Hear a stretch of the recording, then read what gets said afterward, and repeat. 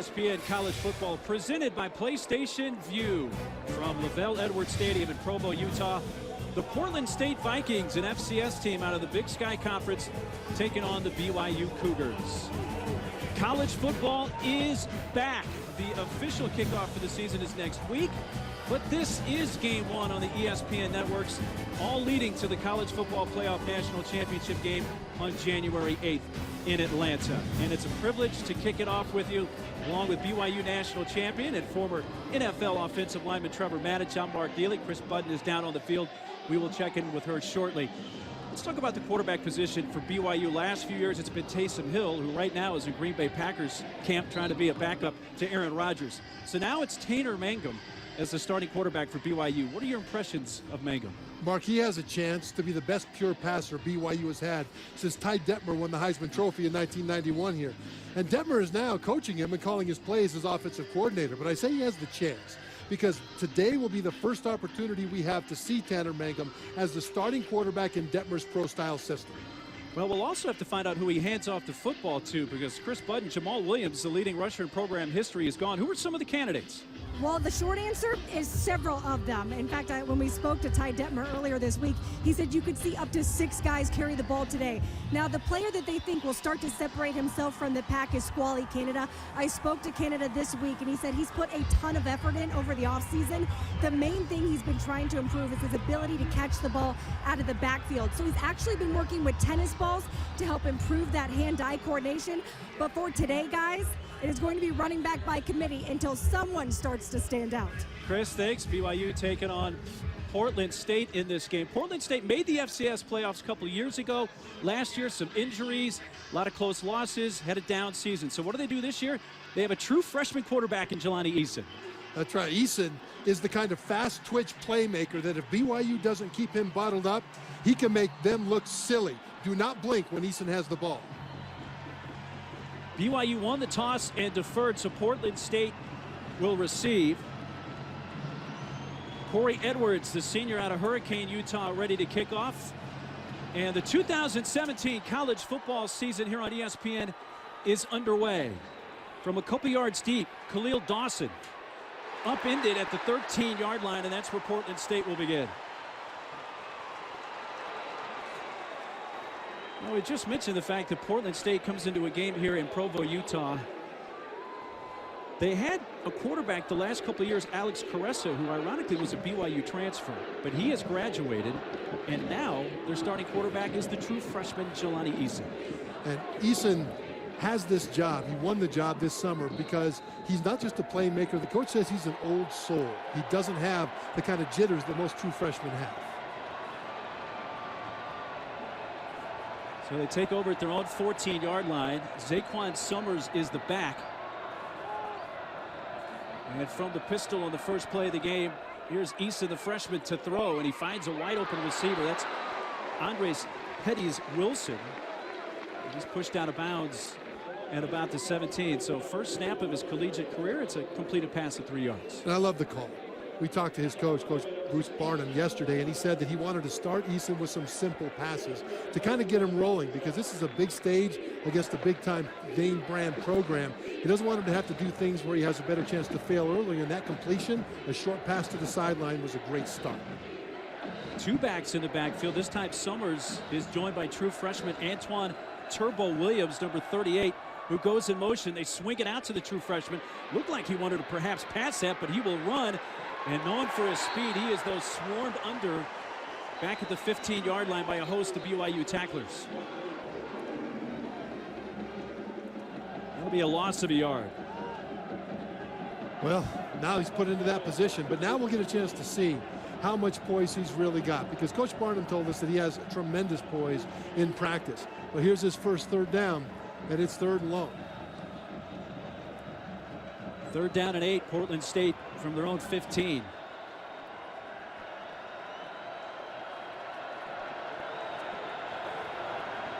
Line up Summers. Pettis Wilson is out at the top of the screen. Under pressure, Eason can run well. Hit as he throws, hit hard, and a deep pass intended for Darnell Adams is out of reach. That was Corbin Kafusi, the starting defensive end who hit Eason as he delivered that pass. And that's a good start for the BYU defense. They expected this team to run the ball. Portland State is strong on the offensive line, and they've got good runners, even though they're inexperienced at times. But for them to take 3 consecutive passes was something they didn't expect. Hayden Cowden is on to punt for Portland State with Tanner Jacobson back at midfield to receive the punt for the Cougars.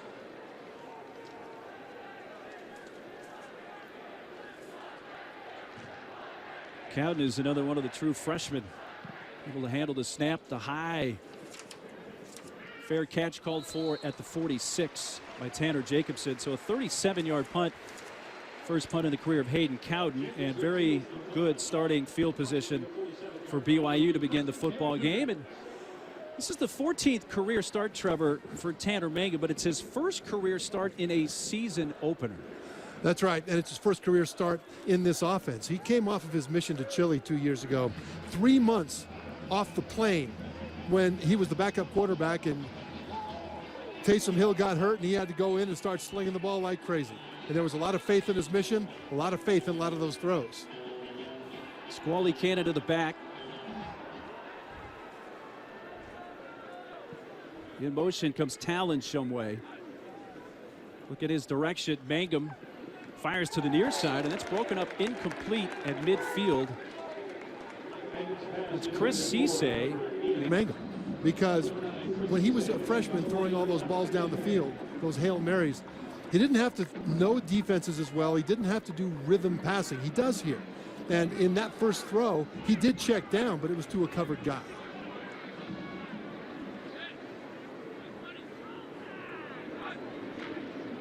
Gives it to Canada this time, and Squally trying to go off right side, but not much there.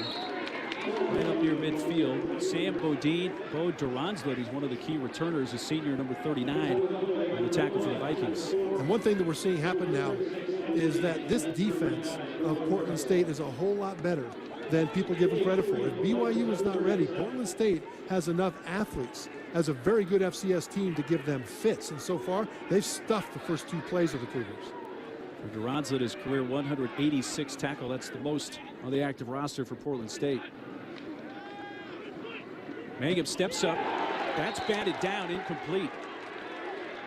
Looked like Kent Bartlett, number 51, the defensive tackle, was able to get a mid on that. Now, if you're Portland State, how fired up are you, Mark? You come up to 4,400 feet to this stadium, this storied Lavelle Edwards Stadium, and you take a BYU team with one of the most talked about quarterbacks in the country, and you hold them to 3 and out on their first series on their field. Right now on the sideline, the entire team got around that defense when they came off the field and congratulated them. Johnny Linehan, the senior from New Zealand, on the punt for BYU after the 3 and out. He averaged 43 yards per punt a year ago. Khalil Dawson again back to receive this punt. It's angling towards the near sideline, hits at the 10 and bounces right out of bounds. So Linehan with a 41-yard punt, and Portland State will have the ball when we come back to Provo.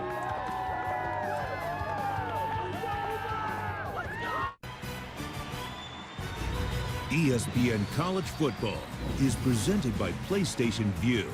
Watch the biggest moments in sports. Try it free today. And in part by BMW. We only make one thing, the ultimate driving machine. A sunny, hot day here at Provo with a temperature in the 90s.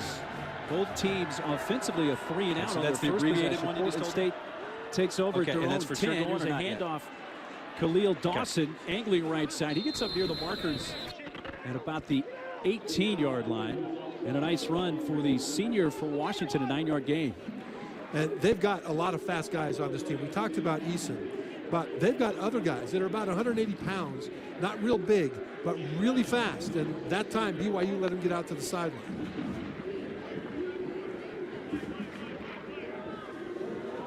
Cornell Adams, the receiver at the top of the screen for Portland State.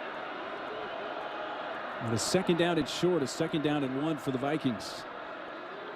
Eason, quick strike and a completed pass. It's Charlie Taumapea, who is from Federal Way. as the first down. Our first down of the game comes for Portland State, a 7-yard gain. And did that look like a freshman quarterback that made that play? Very poised. Very poised. He stood back. He read the defense. He took the easy throw. He knew the down and distance. He knew that he needed not a big play, but to move those chains.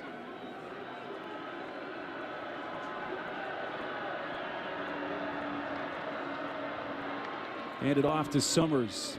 Pushes the pile up near the 28 for a gain of 3 on first down. Well, Trevor, BYU announced earlier in the week that star linebacker Francis Bernard is going to redshirt this season for personal reasons. The Salt Lake Tribune reported reason stems from a violation of the BYU Honor Code and quoted Bernard's older brother saying that Francis wanted to transfer to Utah. Now, Francis has never said that. BYU officials contend they're saying that Bernard has yet to make a decision. He's still a student athlete here at BYU, but will redshirt this season. And in his starting spot now is Matt Hadley. To hand off running left. This is Turbo Antoine Williams. He's close to a first down up to the 34-yard line and a 6-yard gain. And Coach Kalani Sitake and the BYU Cougars having to make the adjustment, moving Matt Hadley from his starting free safety spot to that weak side linebacker in the absence of Bernard. And that time they ran away from Hadley. That's actually good play calling because Hadley is smaller than Bernard. Not as good taking on power runs at him. So they ran away from him to get away from his speed.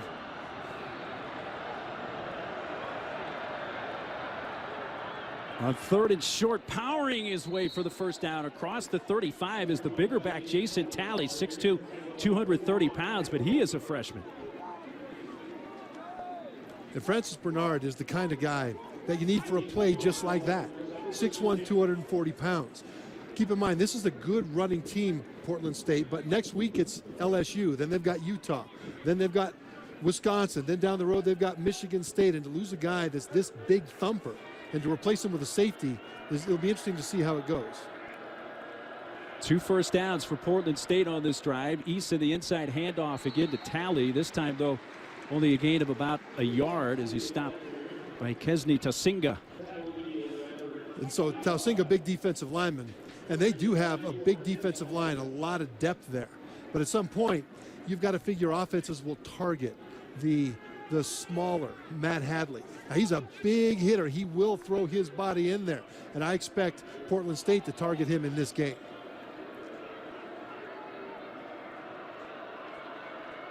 Zaquan Summers, senior running back in the backfield. In motion comes Turbo Williams. They fake the handoff to him. Now Eason on the move, lets it go. A little high and incomplete at the 45-yard line. It's in the direction of Darnell Adams. And Diane Gawaluka, who in past years his last name was Lake, but now he's honoring his Liberian heritage. He was over there on the coverage. Yeah, he actually came here with his family when he was about 5 years old. And they were escaping the Civil War in Liberia. And he wanted to honor his uncle, and that's why he's put that name on the back of his jersey now. Gawaluku, the Liberian last name of the family. Now a 3rd down and long for Portland State. Again, the Vikings have converted a couple of 3rd downs.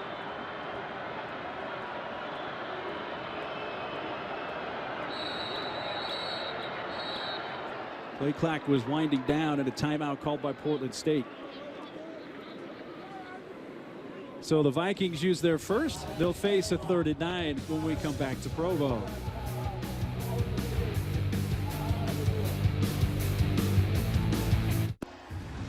Well, the Portland State Vikings, a team in their 25th season at the FCS level, have made it to the FCS playoffs a couple of times. And also have a couple of key wins against FBS foes. They had the 2 wins in 2015 against Washington and North Texas. So it's a program that actually has 4 program wins against FBS opponents. And that big win 2 years ago against Washington State, correct, was huge. And really, this team feels a lot like that team 2 years ago. That team 2 years ago was picked to finish 9th in the Big Sky preseason. This team is also picked to finish 9th. That team back then had a strong offensive line and a quarterback that could move. This team has the same thing. There's a lot of similar feel about the 2017 Vikings. They did face Washington last year up in Seattle when Washington was ranked 8th, lost 41-3 to a team that eventually made the college football playoff. Eason under pressure, hit in the backfield. He's sacked. back at the 30-yard line. So the first sack of the day. Sione Takitaki and Kesni Tausinga there to bring down the quarterback Eason. And this is a point of emphasis for BYU this year to get better pass rush from the defensive line. And both of these guys are guys they're really counting on to get there. Number 94, Tausinga, comes right up the middle. And keep in mind, this is a very good FCS offensive line. And they had 3 different guys beat their man in one-on-one pass rush. Second punt for Hayden Cowden today. First one was for 37 yards and not returned. Good boot there. Backing up Tanner Jacobson. It comes to the near side. That's going to be rolling all the way into the end zone for a touchback. With the help of a roll, it did go 70 yards, but it's going to come out to the 20. Coming up Thursday, Indiana and number 2 Ohio State kick off their seasons here on ESPN with a college football megacast. We'll have you covered on ESPNU, ESPN News, and ESPN3 with alternate productions bringing you the game in the biggest way. Our coverage begins at 8 Eastern and is also available on the ESPN app.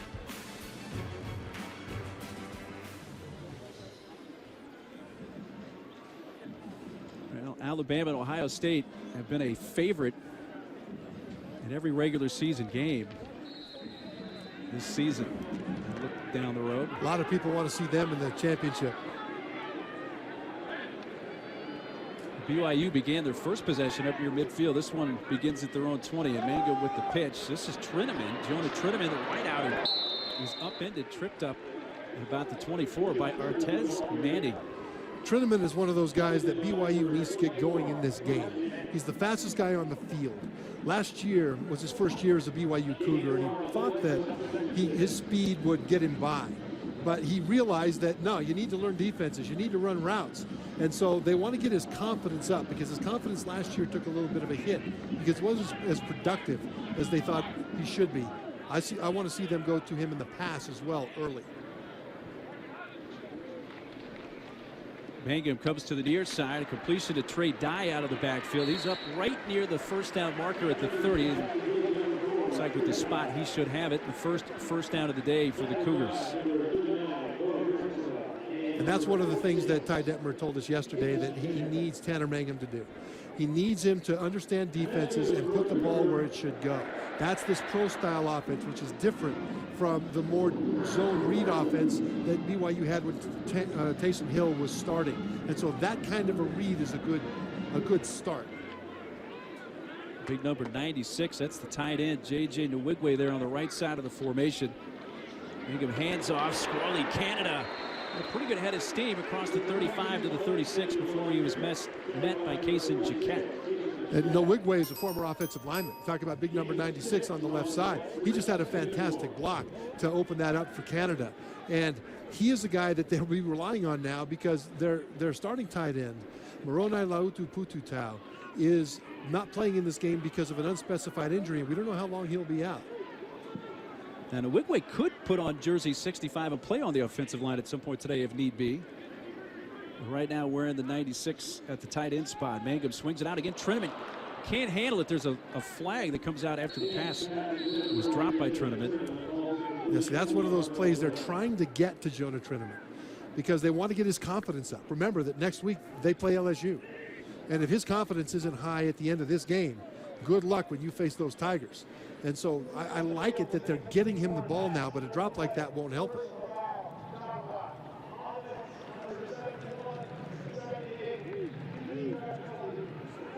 So the personal foul against BYU and the 15-yard penalty. By the way, we send a shout out to the folks in Baton Rouge and the team who we know the Tigers are having at least one watch party today. Yeah, the D-line is all getting together and they're watching. So hello, LSU defensive line. I know you'll enjoy this game. It's an advantage that LSU has over BYU in that LSU doesn't have an opener this week, so they can watch BYU. But the advantage BYU has is that they're getting a shakedown cruise right now. So it remains to be seen next week which one will have the better advantage. But it remains to be seen right now when those pass rushers of Portland State can put their ears back and get after Tanner Mangum. So the personal foul chop block puts BYU behind the chains. A second down and 19. Just over 6 minutes to play in this so far scoreless first quarter. Mangum looked like he wanted to throw downfield and then just swallows it and Gets a seat at the 20, where Anthony Del Toro will have the tackle for Portland State, and no gain. And there was good coverage downfield that time by Portland State. 2 years ago when they beat Washington State in the opener, they had their 2 starting corners signed NFL contracts when they came out, with Donovan Alumba at one corner and Chris Cisse, the transfer from Oregon, at the other corner. That's one of the reasons this Portland State team looks a lot like and feels a lot like that team 2 years ago. And now at third and long, those guys are press coverage. Third and very long, third down and 19. They give the inside handoff to Squally Canada. Another flag comes out. Canada gets up what was the original line of scrimmage prior to the personal foul penalty at the 30. Seeing that press coverage? Most of the time, now this penalty, we'll see what they do. Yeah. But look at this. You've got a BYU passing offense, back to the pro style of the days of old, with a quarterback who's got a lot of talent.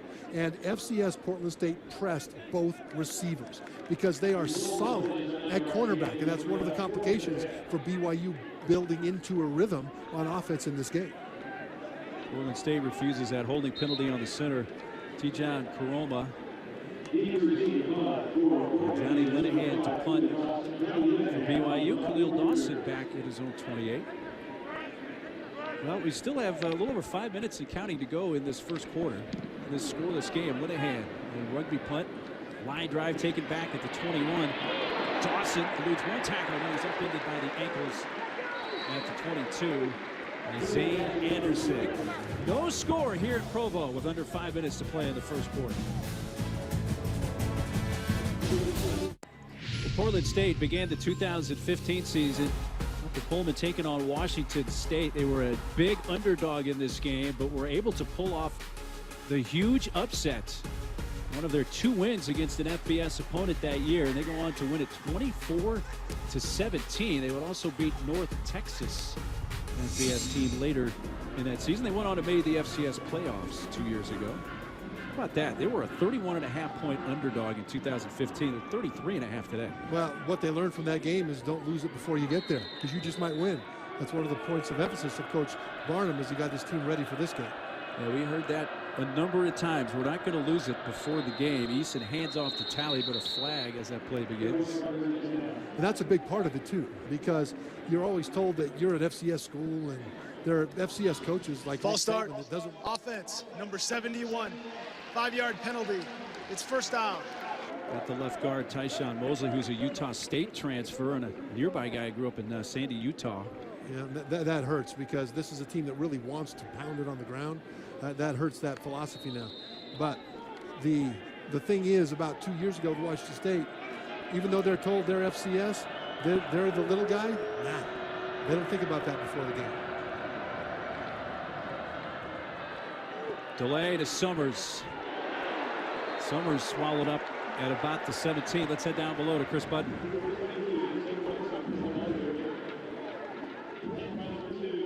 He's doing everything. Coach Barnum telling me he's doing everything that they would even do during practice. I asked him how the vibe is right now.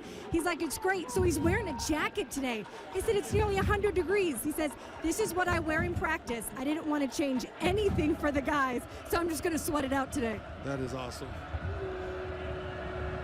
And Hadley in the starting spot at that weak side linebacker without Francis Bernard. A diving attempt by Josh Kraft. Kraft's an interesting guy. He was the runner-up, so to speak, for the starting quarterback job, a job that he has had at different times in his career, but he's a really good receiver. Yeah, and they expected him to be the starter until the summer when Jelani Edwards showed up. But now the biggest job for Edwards as a true freshman is don't try to force a play to get this first down. The punter is your friend. This should be a safe play by Edwards. Eason looks to the sideline. You know what? Watch him go to the right side, a fade up the right sideline. Top of the screen. 4 on the play clock. He gets it off in time. Eason, quick drop under pressure.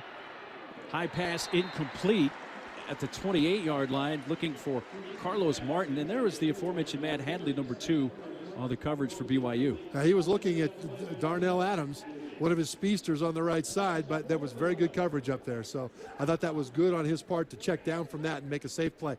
Punt the ball. That's another thing that Bruce Bynum told us yesterday. One of their keys for this game is make BYU's offense travel a long field to score. Do not give them easy short fields. And Edwards succeeded there even though they're punting.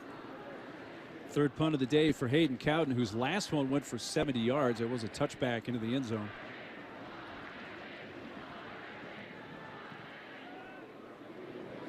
A good punt, and the fair catch is called for and taken at the 36 by Tanner Jacobson. So that time a 43-yard punt for Cowden. No score with 3:20 to play, first quarter. Welcome back to ESPN College Football, presented by PlayStation View from beautiful Provo, Utah.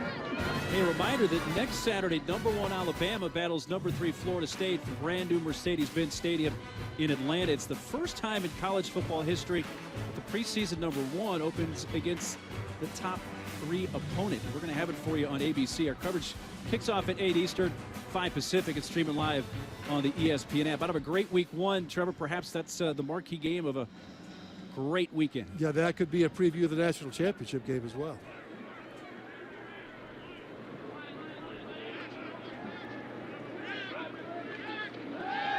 Egan fakes the handoff to Squally Canada.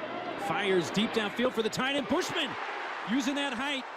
And the first catch for the freshman, Matt Bushman. Alumba had the coverage, but it's a 36-yard gain. You know, Bushman played on BYU's baseball team last year as well, and that helps him track the ball. The fact that they threw up to Bushman, the fact that Tanner Mangum went there, means that he was really looking for a way to break things open because he knew he could track the ball. So a long gainer of 36 and a first down for BYU, their best field position so far of this game. Canada ramped up for a minimal game by Devon Day. But how about Matt Bushman, the 6'5", 230-pound freshman?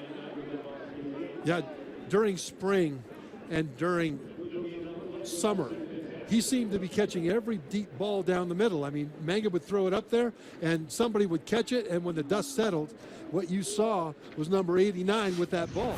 And I talked to Rod Gilmore last week, ESPN college football analyst, and he says that baseball players are the best at tracking the ball in the air on the football field. Manga again rolling out. Fires in a diving attempt, but incomplete that time. Shumway, Talon Shumway, the intended receiver. Well, look at what's happening here, though, Mark. You've got a BYU offense that needed to get something going. They got it with that big play to Bushman. Then, 1st and 10, they get stuffed on a run up the middle. Then, 2nd and 10, they've got an open receiver, and they can't connect. It was an errant throw. Here they are again at 3rd and 10. And if they go off the field now again, you're talking about another wasted drive in terms of rhythm. Cougars yet to convert on 3rd down today, 0 for 2.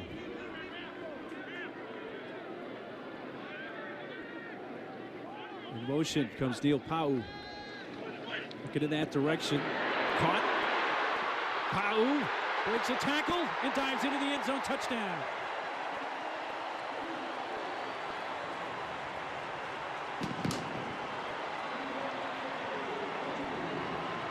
Pau is another guy, Trevor, who's returned from mission, technically a true freshman. As one of those 21-year-old true freshmen, and a guy that really has risen up this preseason to a guy that they're really expecting to challenge for a lot of playing time. And that kind of run after the catch certainly gives a spark to this BYU offense. This is an easy throw and catch, but the fact that he went horizontal with his first move instead of just turning upfield, then he had a good feel for the defender coming in to try to tackle him, and that slip of the first defender is what broke it open. That's a guy fresh off a mission right there. So on a 3rd down and 10, goes for a 28-yard touchdown. Red Allman for the point after out of the hole to Gavin Fowler. And BYU takes a 7-0 lead. With just over 2 minutes to play in the first quarter, so the Cougars convert their first 3rd down and on the same play find the end zone for the first time this year. Yeah, and that was important. If they'd have gone 0-0 at the end of the first quarter, then all of a sudden there's that much more excitement on the Portland State side and that much more frustration on the BYU side, because these fans in blue and white, they are great fans, but they are knowledgeable and their expectations are astronomical. So that touchdown right there gets the fans off their backs, and it gets everything else kind of into a relaxed mode. Neil Powell able to get free and gallop 28 yards for the touchdown. And they released 4,400 balloons to celebrate the first touchdown of the season.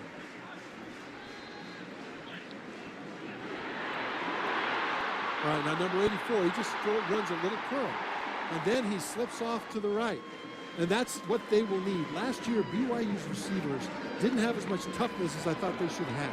They didn't get enough yards after the catch. They didn't fight for tough balls. We saw Matt Bushman at tight end fight for a tough ball down the middle of the field to start that drive. And then we saw Pau with a good, fast, decisive run after the catch. That bodes well. It's one of the reasons this opener is so important for BYU as they head into LSU next week, to kind of get that feel, to get that rhythm of doing those kinds of things.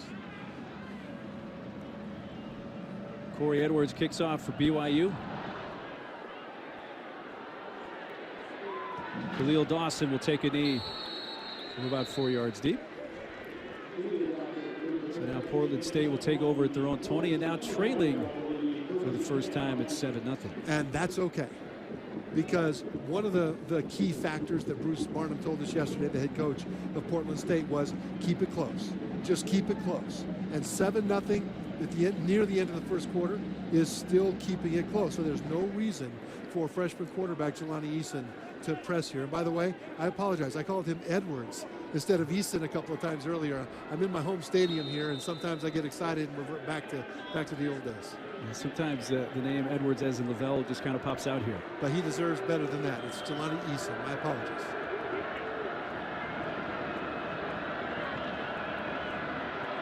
Eason hands off to Talley, spun around a couple of times for just a gain of a yard. Well, let me get the early returns that you've seen so far from the freshman quarterback Jelani Eason. I like it, because the first thing you want to see in a freshman quarterback is, does he look like he's in command of his offense? And Eason looks calm. He looks poised. He doesn't look like he's jittery at all. Now, the offense isn't going anywhere. This is a very good BYU defense, but it also hasn't committed the big turnover. They are not risking the big turnover either. And so right now, every play is a play towards Eason becoming better. Keep in mind, he's a true freshman. Keeping it, Eason can run. He's close to the first down. Going to mark him down at about the 33, a couple of yards shy. Let's check in down below with Chris with more on Jelani Eason. You guys were talking about Eason's poise, and that's one of the reasons that Coach Barnum offered him as a quarterback. It's the only school that offered him wanting to play QB, and they said he looked at every single game from his sophomore year to his senior year and said, I always saw the poise. He never made a bad decision. He said, I didn't care about the lack of size and the height. If I have a smart player, I can mold him into the quarterback I want to be. He has been poised so far. Thanks, Chris. 1 for 4 on third down so far today. And 3rd and 2. Gave it up, and it's well read and dropped for a loss is Summers. Sione Taki, number 16 in the backfield, a loss of 5 yards. Yeah, Taki is terrific at getting upfield. He is their best pass rusher, and he makes a lot of plays in the backfield. That's another thing that they'll need to do when they meet LSU, Utah, Wisconsin, and the rest. Coming off the right side of the screen, all he does is just get way upfield. And whether he defeats a block or whether he doesn't, the point is he's in the right spot. He wasn't faked out by any of the eye candy. He was in position to react when the ball was committed. And after sitting out a year, that's pretty good stuff. Last seconds of the first quarter. And that is the end of quarter number 1. So the Neil Pau 28-yard touchdown reception, the only score after 1 quarter. BYU 7, Portland State nothing at the end of 1 quarter from Provo, Utah.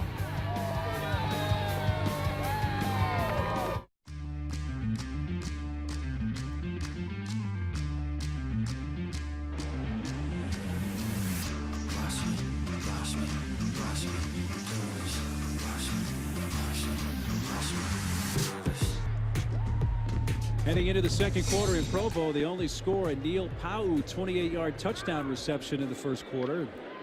Hayden Cowden will punt for Portland State. In their 4 possessions, they've had 3 3-and-outs. Taking it to 26 and immediately dropped there by Mitchell Thompson. Let's check in with the studio. Chris Cotter, what's going on with that new stadium at Fort Collins? Yeah, Mark, Trevor, they're opening up a brand new one there at Colorado State, but the Beavers are trying to ruin this celebration. Look at Ryan Nall. If you don't know about this kid, you better ask somebody. He goes 75 yards, big fullback type, showing some speed too. Right now the Beavers on top by 3. Appreciate that. Here early seconds of this second quarter. And BYU coming off a possession, their last one where they got their first score. KJ Hall now in at the running back spot. First carry for Hall. He finds a crease, gets hit at the 30. And Tyler Foreman picks up 4 or 5 yards on first down. And we talked at the top of the show, Trev, about Jamal Williams, the all-time leading rusher in program history for BYU departing. You got to find somebody. Squally Canada's a candidate, but so's Hall. So's Hall. And Hall's a different kind of back than Canada. He's much smaller, but he's very strong. And they'll rotate a lot of guys in there to find out who has the hot hand and who should get the more carries. Mangum fires across the middle. He finds Bushman for a first down up at the 38. And I think he's really going to like throwing to that 6'5" target of Matt Bushman.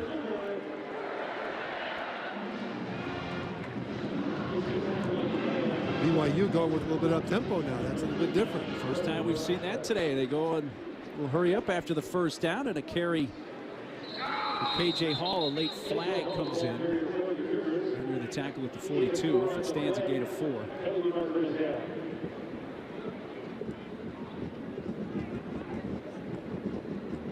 it'll be interesting to see if this is on BYU. Because if it is, it's another victory for Portland State. Shot block. Offense, numbers 56 and 71.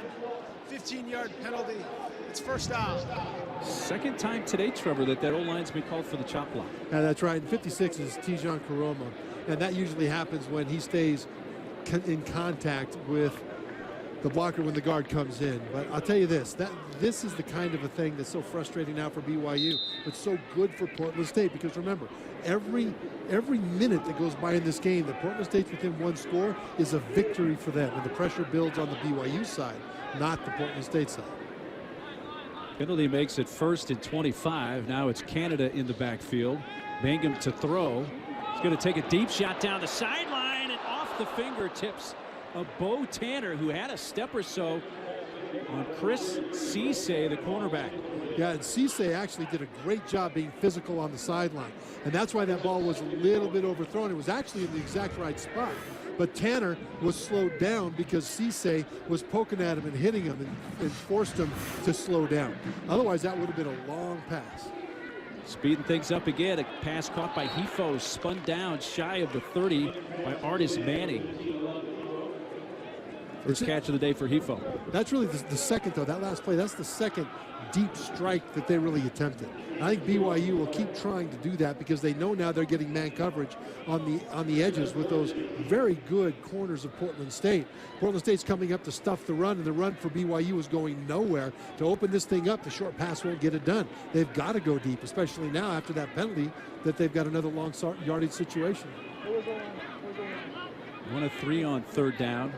Another 3rd and long, a 3rd and 18. Mangum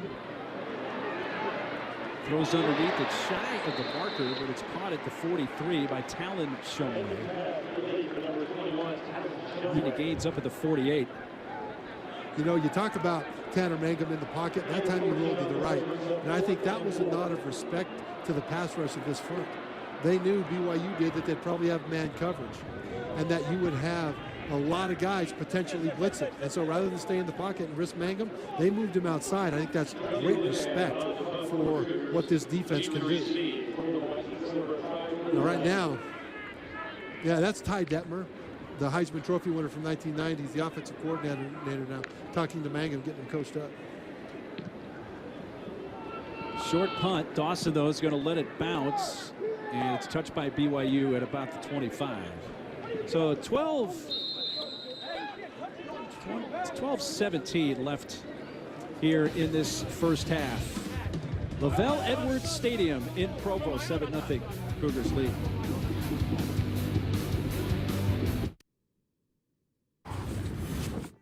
If you talk to Lavelle Edwards, in my case, I felt like I was talking to Elvis. You know, I mean, it was like talking to an icon. In all my years of coaching with a lot of different coaches, he was probably the biggest influence on me in regards to how you treat people. He had a vision. He was a defensive mind and a good defensive mind. He's a brilliant guy.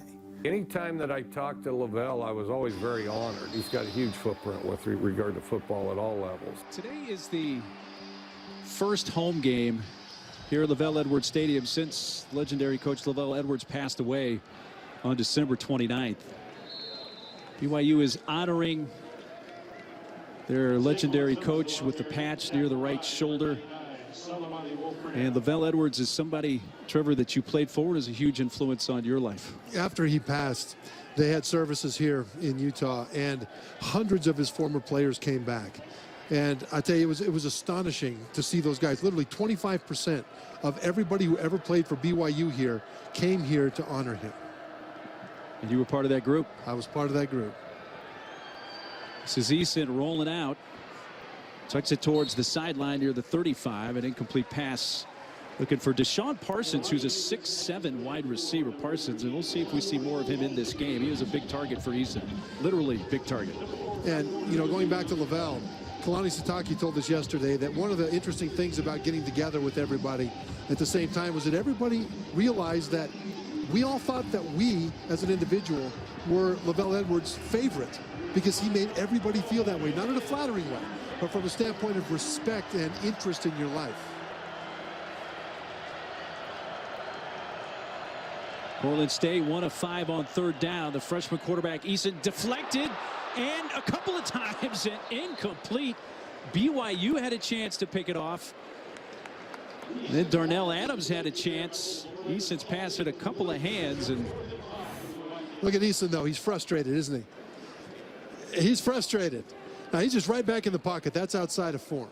But he thought that they had that. That's a true freshman quarterback playing for an FCS team that thinks on third down and 5 against a good BYU defense, they should have had that. I love the way Eason had his body language and his demeanor walking off after that incompletion. Portland State now 5 possessions, 5 punts, and 4 of those possessions have been 3 and outs. But how many turnovers? None. All right. High short punt this time. And it bounces out of bounds at about the 35-yard line. 11:22 left first half. BYU leads Portland State 7-0.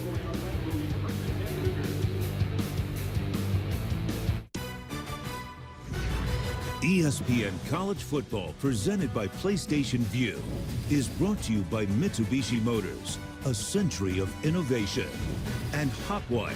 Welcome to the No Pressure Zone. Well, this past Monday, athletes at Portland State took time out to watch the solar eclipse. They called it Share a Pair. The general public invited there. You had to make sure you had the right eyewear to safely view the eclipse. 99% eclipse there in Portland. A little south of there, they had totality. But fun for Bruce Barnum, who likes to educate his players in a lot of different ways. At Portland State, a school founded back in 1946. A couple of great quarterbacks played there, Neil Lomax and June Jones.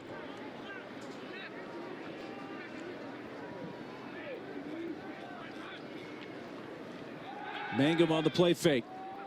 Fires complete to the 43-yard line, and a first down catch up to the 45, gain of 12 for Jonah Treneman, and that's a target you'd like to see him find a lot this year. Yeah, he didn't have a good first quarter, and to get him going in the second quarter early is one of the reasons that Tanner Mangum is thought of as a good quarterback, not just a good thrower. A good quarterback makes the people around him better. Treneman needs confidence to be better, and manufacturing those completions for him are one of the reasons that Mangum is a guy that they count on. Treneman's only catch of the first quarter went for 4 yards. That one goes for 12 yards. And a first down, BYU from their 46. And this handoff, Kavika Fanua, who's a junior, tackled by Braxton Winterton, and he gained 7 yards. Yeah, and that's good because now Tanner Mangum has got, even with the chains, those second and long, third and longs, not so good when you're trying to get rhythm. And one of the things BYU needs to do in this game is develop a rhythm with the run, because they need that to win this game, but they also need it next week when they play LSU, who, by the way, are watching this game. Hello, Tigers. Second down and 3. Mangum lets it go. The slant incomplete at the 40 of Portland State. Again looking for Treneman. No flag. The BYU fans wanted one on Donovan Olumba. Chris Bunn down below has more on Tanner Mangum. Yeah, I was watching him after that last offensive possession, and he's about as positive as a quarterback as you will find. Not much gets him rattled. He was constantly going up to his teammates, trying to impose some positivity, which is interesting because he's admitted he deals with anxiety and depression, takes medication for him, but that anxiety goes away on the field. This is where he calls his safe place. It was great to chat with Tanner about that, and a lot of subjects. The three of us had that opportunity yesterday. Now he looks to convert on third down. It's short and does so just beyond the sticks to Micah Simon. Simon's first catch. Artis Manning has the tackle. And the second time in 5 tries, BYU has converted on third down. You know, Chris, talking with Tanner Mangum yesterday, and he's such a positive guy. He's got such an easy smile. And if you didn't know that he was a physically and mentally tough football player, you'd think he was just a jovial, nice guy. And he is that. But boy, can he flip a switch when he needs to bear down. BYU with the first out at the 43 of Portland State. Squally Canada bounced off one tackle attempt and gains another 5 yards after that inside the 35. 9-yard gain. A powerful run by Squally Canada. He ran right over Braxton Winterton. This is one of the running backs that they hope to step up to replace all-time leading rusher Jamal Williams. Canada's not quite as powerful as Williams. He might be a little bit faster, but that kind of run right there showed that he does have power, even though it might not be as much of a bulldozer as Jamal was last year. Gives BYU a chance to open things up here with second down and 1. Play fake, and Mangum wants to take a shot. He's going towards the end zone in the direction of Shumway, and they're going to mark him out at the 1. Talon Shumway, first and goal from the 1 for BYU. And what a read by Tanner Mangum. His first read was down the middle to number 89, his tight end Bushman. That wasn't open, and so that's when he went to his second. They quickly get to the line. A quick snap. Did he get in? No signal yet.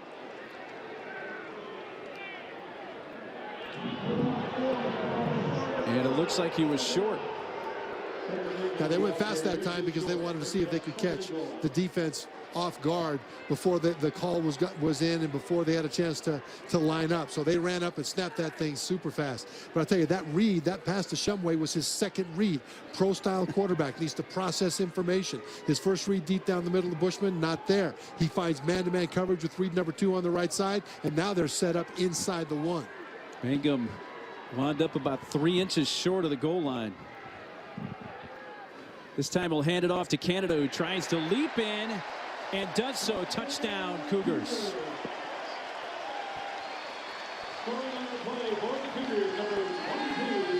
A couple of rushing touchdowns last year for Squally Canada. The junior picks up his first of the season here. Yeah, and as much as I like that touchdown, I like a lot better that run earlier, where he ran left, bounced off a tackler, and gained another 4 or 5 yards after that. Because that's the kind of thing that'll get them down to get into scoring position more often. A 3-inch plunge, good power. I'll tell you what, I love bouncing tacklers in the open field. A 1-yard touchdown run for Canada. And Red Allman for the point after. And it is good. Got it through. Yeah, barely through. Wow. And the 8 plays, 66-yard drive, and Squally Canada finished it off. But Treneman and Shumway with the nice catch. Yeah. Canada punches it in for the touchdown. 14-0 BYU.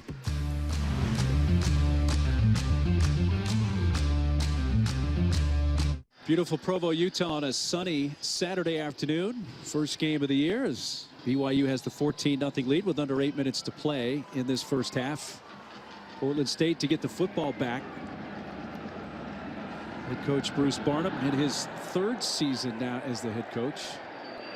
The Andrew Mickelson kickoff taken at the goal line and shifting around Dawson before he's brought down at the 13-yard line. Now, Mark, You'd wonder what Bruce Barnum, the coach, now might do with his freshman quarterback, Jelani Eason. Should he take him, have him throw the ball down the field now that they're down 2 touchdowns, starting to break open a little bit? And the answer to that is absolutely not. They're here for a couple of reasons. First of all, is to win the game. But barring that, this game has nothing to do with the Big Sky Conference. And they want to get Jelani Eason into a rhythm. They want to get him confidence, because whatever happens today, it is about the Big Sky for them. That's their conference. That's their #1 goal. I do not expect them to start bombing away as the score starts to get up a little higher by BYU. Portland State plays at Oregon State next weekend. Then they have a bye and then open up Big Sky play against UC Davis on September 16th. Eason on first down, lets it go, a man open, and what a catch at the 34. Andres Pettis Wilson, but then he lost it when he came down juggling. And Zane Anderson came over and hit him right near the sideline, may have jarred that loose. Yeah, that was a good defensive play, but I'll tell you, BYU didn't expect that either. Troy Warner was the corner up short, and he didn't sag back far enough. That's what created that space. I think he expected it to be either a short pass or a run there as well. Now the question is this targeting? Because the officials in the replay booth can go back and look and add a targeting foul. And if you've got head-to-head conflict, I'll tell you in a minute. Now they get the snap, and Summers to the edge, pushed out of bounds at about the 17-yard line. But yeah, we definitely looked like we saw it looked contact. It looked like contact head-to-head happened for sure. The question is, targeting also has to be intentional, right? And so was that just incidental because the receiver was going down? I didn't think so. I thought the receiver was defenseless. I thought the defender came in there and could have pulled off, and he didn't.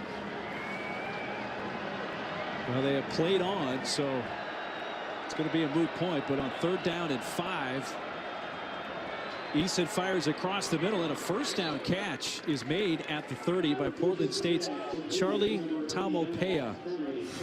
Let's take a look here.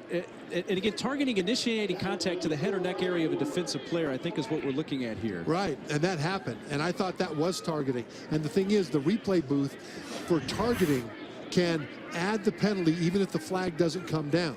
That's one of the few plays that they can create a penalty. Pass comes off the hands a little wide. And once again, Charlie Taumopea.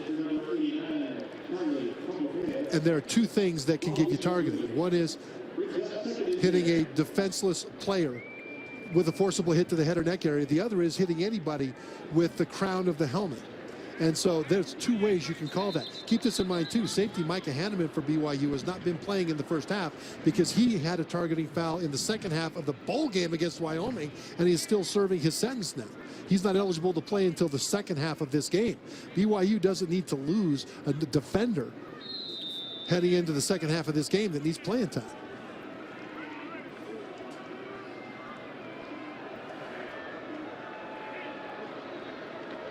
Eason gives it to Zaquan Summers. Block on the edge, springs him out for about 5 or 6 yards, but then a late flag after the play near out of bounds. Johnny Tapasoa running him out after about a 4-yard gain. We'll see about the flag.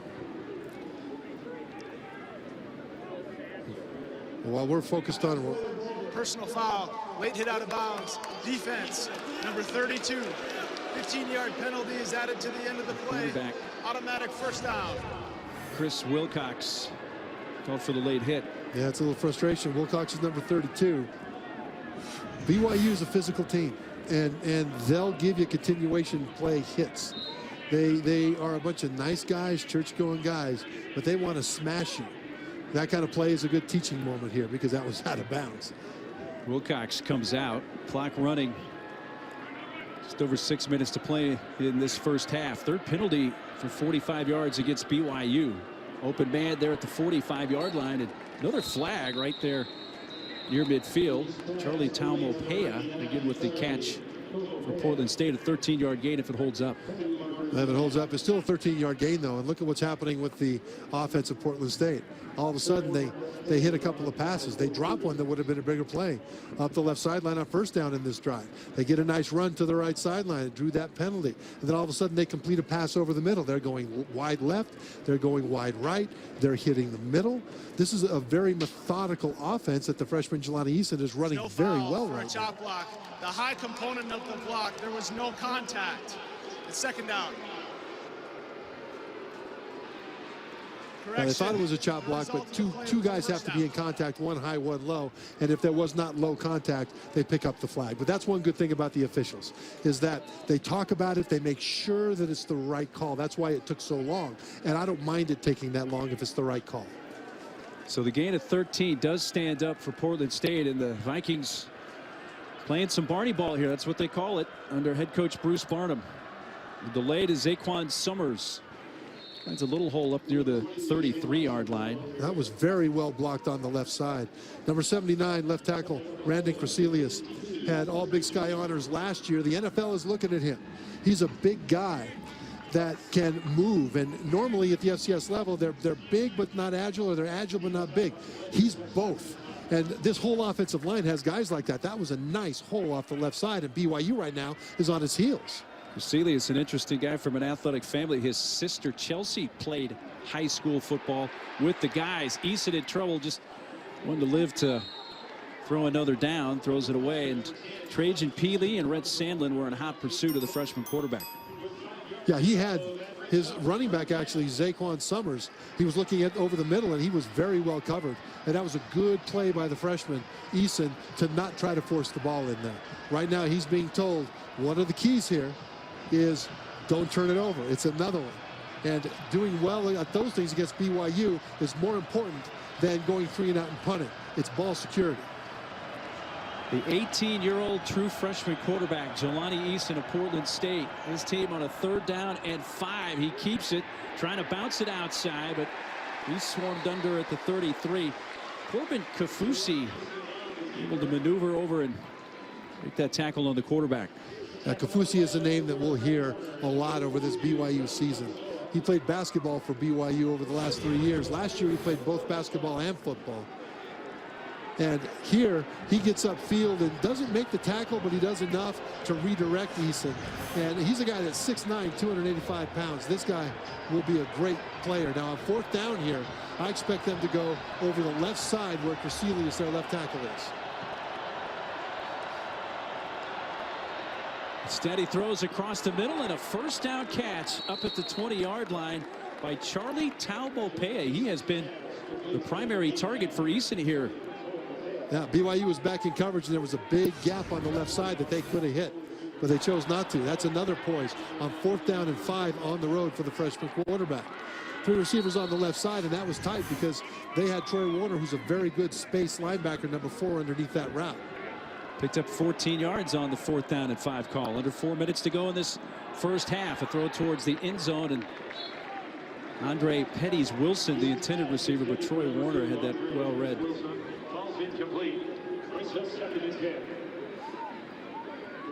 You know, this Jelani Eason, who I have to keep telling ourselves here, Trevor, he's 18 years old. He's playing in his first collegiate game. And though his team's down 14-0, he continues to show a lot of poise. He has shown a lot of poise. And here is where he can show it more now. They're in the red zone for the first time this game. How will he respond?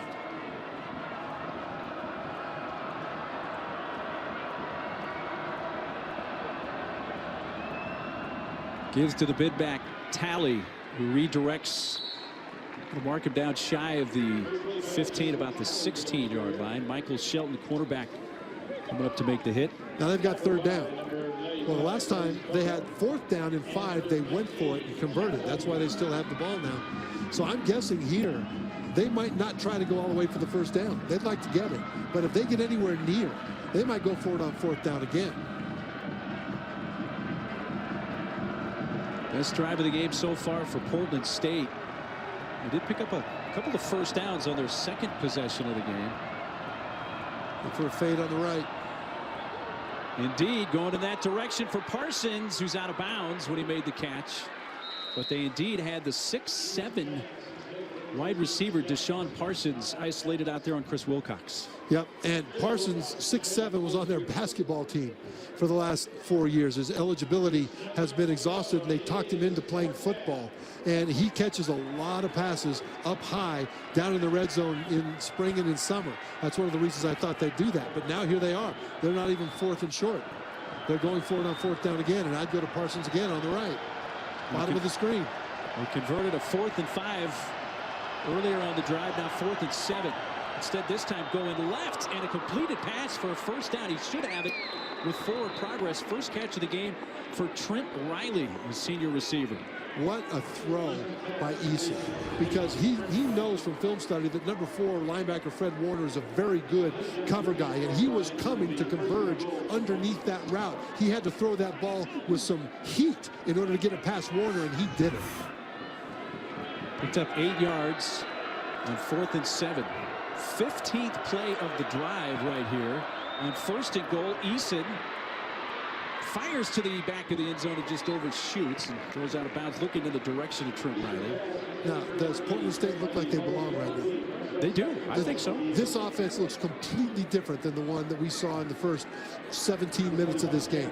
With 3 and out, but not making mistakes, not folding, not being intimidated. Just continue to run their offense, and now you can see those plays that the coaches on the sidelines tell them will work if they just keep executing.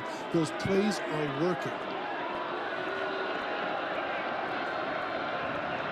Parsons, the receiver at the bottom of the screen. Keep an eye on him. The delay to Summers.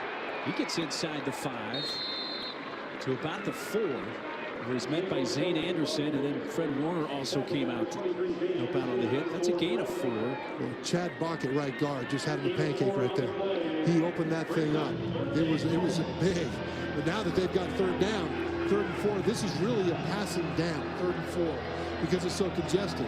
But Eason is so fast that you got to figure this play call will get his legs involved, that he'll have a run-pass option here, not just to stress the defense, but because that guy is so good at running. Clock running, just over 2 minutes left in the first half. This will be the 17th play of the drive, and the play clock running down. And Portland State says, well, let's talk about this. They'll still have a timeout left.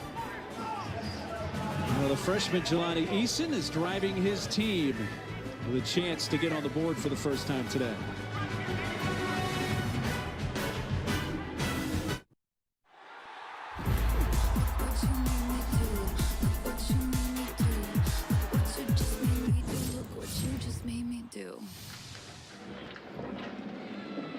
Portland State began this drive from their own 13. Now they have a 3rd and goal from the BYU 4.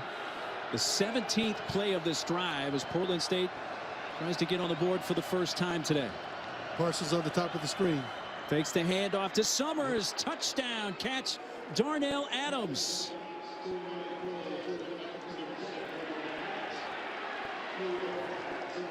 And a flag during the celebration, but let's see what the call officially will be. They did run a pick there. The question is, were they good enough actors?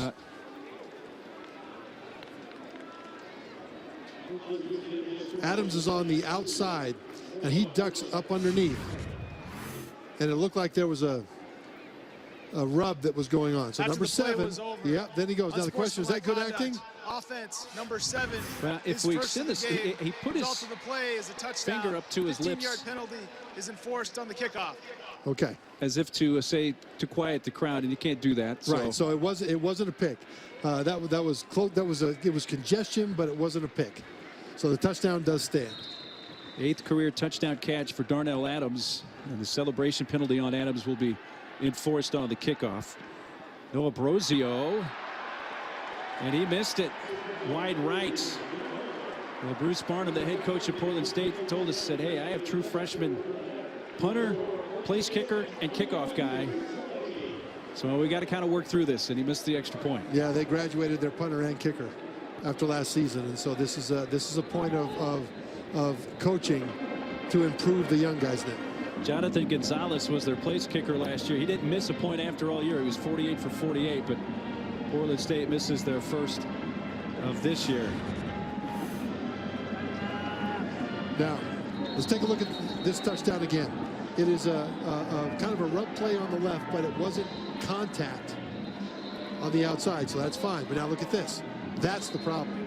So this play was run legally. It was run well. They created traffic.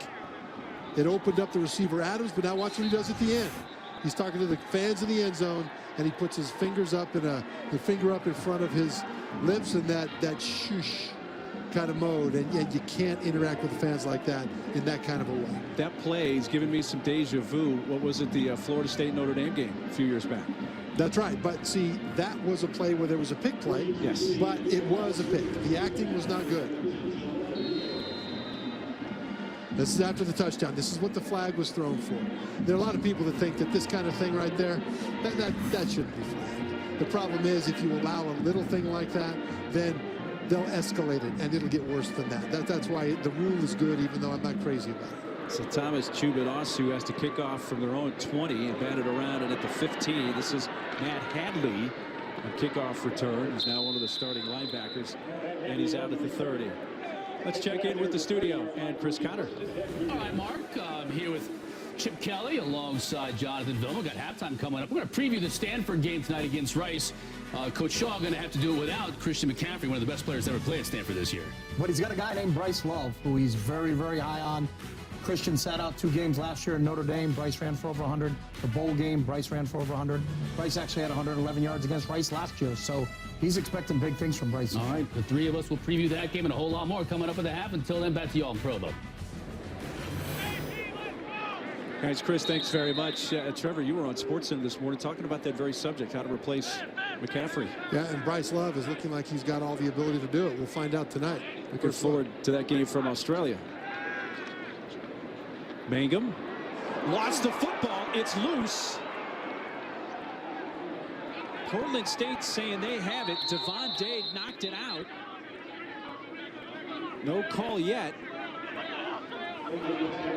Boy, if Portland State's able to recover this with 1:37 left, what a big turn of events this would be. Huge turn of events. Does Portland State look like they belong right now, Mark? Still an emphatic yes. Absolutely, they're playing very well. It's not like BYU's playing poorly.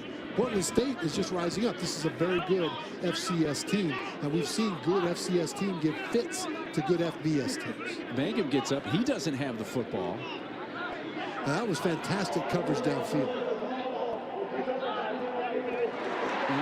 Yeah, they got lucky on that one. The reason he took off out of the pocket was that everybody downfield was covered tight. It was man coverage. No receiver was able to get off of their coverage. So he takes off when the pressure happens. And that's actually just fantastic play.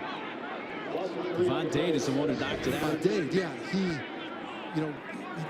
closed with the quarterback is what happened. Didn't just beat his guy, he finished. Thomas Schofield covered for BYU. Kenton Bartlett almost came up with that recovery for Portland State. Mangum fires again in a sliding catch by Talon Shumway.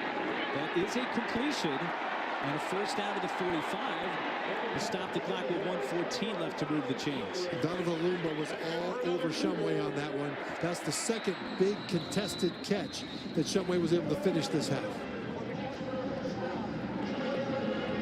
They're going to review the play to see if it was a legal catch by Talon Shumway. Yeah, Shumway actually fell down. The reason he fell down was the contact from Lumba. Lumba's been all over this field, blanketing receivers. There's not a whole lot of open options for Mangum. So when he goes down, let's see, does it hit the ground? Ooh, I think it might have. I think that might have. Tough to tell from the previous angle. Let's see about this one. Now, it's got to be indisputable video evidence to overturn the call on the field, which is a catch. Right, they called it a catch, and he's got his bicep, it looks like from that angle, under the ball. But neither hand has anything to do with it. He would have had to have had his bicep between the ball and the ground the entire time in order for this to be not overturned.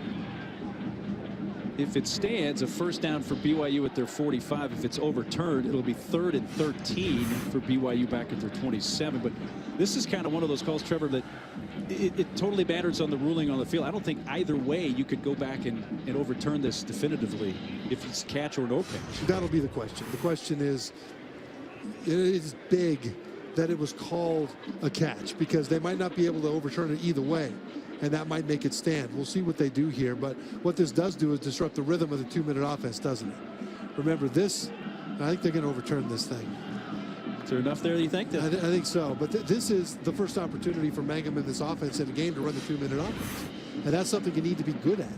And instead of being able to get some rhythm here, all of a sudden now we've got a replay that's breaking it up. But it's important, because if this is ruled a catch, BYU can step right into it with good field position. If it's not ruled a catch, then they've got to step back and things change. They'll still run a 2-minute offense here, but the rhythm now starts over brand new. Okay, we'll zoom it about as far in as we can go here. After reviewing the play, the ball hit the ground. It's an incomplete pass. That ball should will be be returned to the overturned. previous spot. It'll be 3rd and 13. Great look from our Please crew reset here. the game So that's going to clock. come back. 1 minute, 17 So now instead seconds. of a 2-minute offense with rhythm and a first down, now it's 3rd and long, and they've got to convert this in order to keep it going. But what does this do for Portland State if they stop this?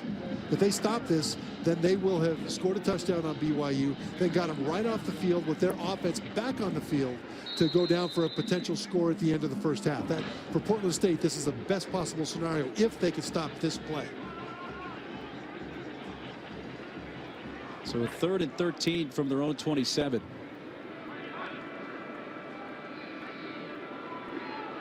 Mangum going to take a deep shot.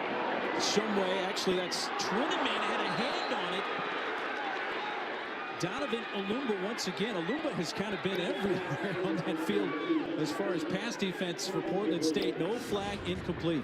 Now, Alumba is 6'2", 195 pounds. Trinnaman much smaller.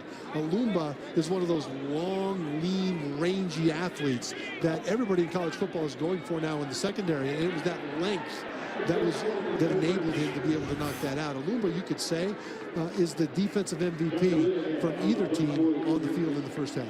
6'2", 195-pound senior out of Tucson, and he was able to get that right hand up just in time to prevent Trinnaman from coming up with that completion. Low line drive punt. It looks like a wedge shot that's going to be down right near the 30. Well, the countdown is on for our 5-star Labor Day weekend in college football games. We'll have a special Sunday night primetime matchup for you September 3rd on ABC. Number 22 West Virginia takes on number 21 Virginia Tech in the Black Diamond Trophy game at FedEx Field, home of the Redskins. Coverage kicks off at 7:30 Eastern, 4:30 Pacific, and also streams live on the ESPN app. Kalani Sitake is beginning his 2nd season as the head coach here at BYU. 9-4 last year. Trevor, those 4 losses came by a combined 8 points. That's right, with a brand new offensive coordinator and system, brand new defensive coordinator, Coach Tuiaki. They are now in the 2nd year with 9 wins, including a bowl win over Wyoming to set them off into last offseason. BYU's in a good place right now. Well, is Portland State in a good place here, Trevor? They got 58 seconds and 1 timeout. How risky do you get from your own 31 here? You don't go risk. If you punt here, it's better than a turnover to give BYU a short field.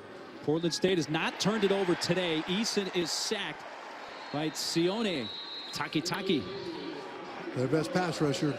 He sat out last year for personal reasons. This year, it doesn't look like he's had a whole lot of rust. He's made some big plays in this first half, getting behind the line. And not just getting there, but then doing the right thing, because a lot of guys can get back there. You've got to close with the quarterback, close with the ball carrier. It's that second half of the play that he's doing very well today. They're going to put some time back on the clock as BYU is going to use their first timeout. Portland State, their last drive, they marched down the field beginning at their own 13 and found the end zone. It was an impressive drive, and it began with some catches from Charlie Tamalpea. They converted a couple of 4th downs as well, Trevor. And then the touchdown catch. And then a well-designed touchdown pass. It was one sportsmanlike conduct penalty right there afterwards, but that doesn't dampen their enthusiasm. That was a drive that did not require any big plays or a defensive back falling down. They ground the ball down the field with efficient running, efficient passing. Everything worked in that touchdown drive for Portland State. And now they've got a 2-minute drive opportunity. So BYU hoping to try to get them to punt, use that timeout on delay. Jaquan Summers is able to somehow find his way up to the 28-yard line. Looked like he was going to get nothing out of that. Instead, he gets 4 yards. And now 3rd and long. With the clock winding down. That's frustrating for them. They wanted to get more yards there. I mean, this offense doesn't want to play it safe, but the coaches will force them to play it safe. If this is the throw down the field, it'll be a safe throw. A safe throw is one that goes down the sideline where it's either caught by your guy or it's out of bounds. I'd be stunned if they threw this ball over the middle for an attempt at 1st down yardage. Bruce Barnum in his 3rd season as the head coach. He took over after Nigel Burton was let go at the end of the 2014 season. He was still the interim coach when the following season began in 2015. They started 4-1, and at that point he got a 5-year deal. And Barney Ball in Portland is an event. Yeah, Bruce Barnum, they call him Barney. And Barney Ball is actually a thing. It's a combination of West Coast offense, some zone read, a little bit of pistol, modified pistol. Barney Ball is actually a brand and a thing. And there's the pistol right there. That's when the running back is right behind the shotgun quarterback. Eason swings it out to him. Summers finds the sideline, and he's going to have a 1st down, I believe. He steps across right at the 41. And how about that? Portland State converts a gain of 13. And Josh Kraft, the guy who thought he would be quarterback coming out of spring, was the wide receiver on that side, number 4, who gives you the block that springs him. Look at number 4 right there on number 4, Fred Warner. That block is what sprung Summers for that 1st down. And that's a guy playing wide receiver who thought he would start a quarterback who's still contributing to this team. And now momentum in this 2-minute drive for Portland State. 13-yard gain, 1st down with 37 seconds left from their own 41. Eason puts it in the air, takes a shot, and a spinning Darnell Adams unable to come down with it at about the 35 of BYU. Adams, the one who had the touchdown catch on the previous drive. All right, take a breath. Now what do? You still go safe. Remember we said on that last one they wouldn't throw it over the middle for 1st down yardage. But here you could if you don't force it, because BYU might expect a play on the edges just because it's safer. They might leave the middle of this field open either for a draw or a pass. This is the 3rd consecutive play in the pistol with that running back right behind the quarterback. It's new in this half.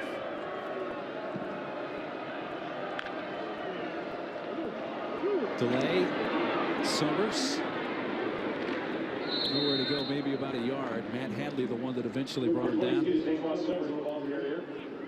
Clock rolling. Tackled by number 54. Right back to the line on 3rd down and 9. With a quick snap to Eason. Eason now in trouble. And is brought down from behind by Corbin Kafusi. Handsome Taniele. And that's going to take it to the end of the 1st half. Tighter game than we expected. 14-6, BYU leading Portland State. Let's take you to the halftime report with Chris Cotter.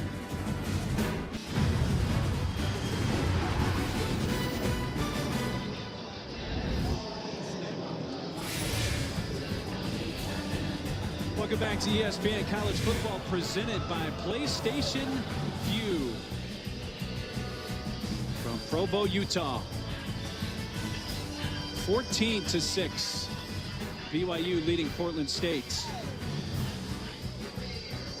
Along with Trevor Maddox, I am Mark Dealey. Trevor, interesting 1st half, just the 8-point lead for BYU. At the top, we talked about the quarterbacks. Tanner Mangum for BYU, the true freshman Jelani Eason making his 1st start for Portland State. How'd you break it down? Well, I'll tell you, they've both done some good things. But when you look at Tanner Mangum, he's playing against a very good defensive secondary. This is a secondary that's been all over his receivers, and he hasn't been able to complete as many passes as he thought he would because of that. Now, Jelani Eason on the left, 9 of 21, he's a true freshman who's trying to stay safe. He has a different job than Mangum in this game. Mangum wants to go make things happen and develop rhythm. Eason needs to keep his rhythm a little bit, but more importantly, don't make the big mistake, which he has not done, and learn and grow in his 1st half as a freshman on the road against BYU. He has done a great job of that. Mangum needs to get his team better.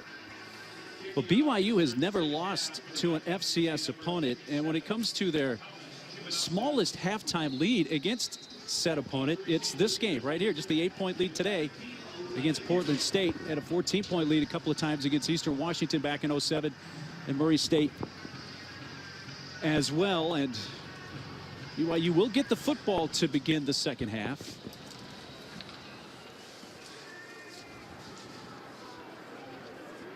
From the 3, Hefo advances it to about the 26-yard line.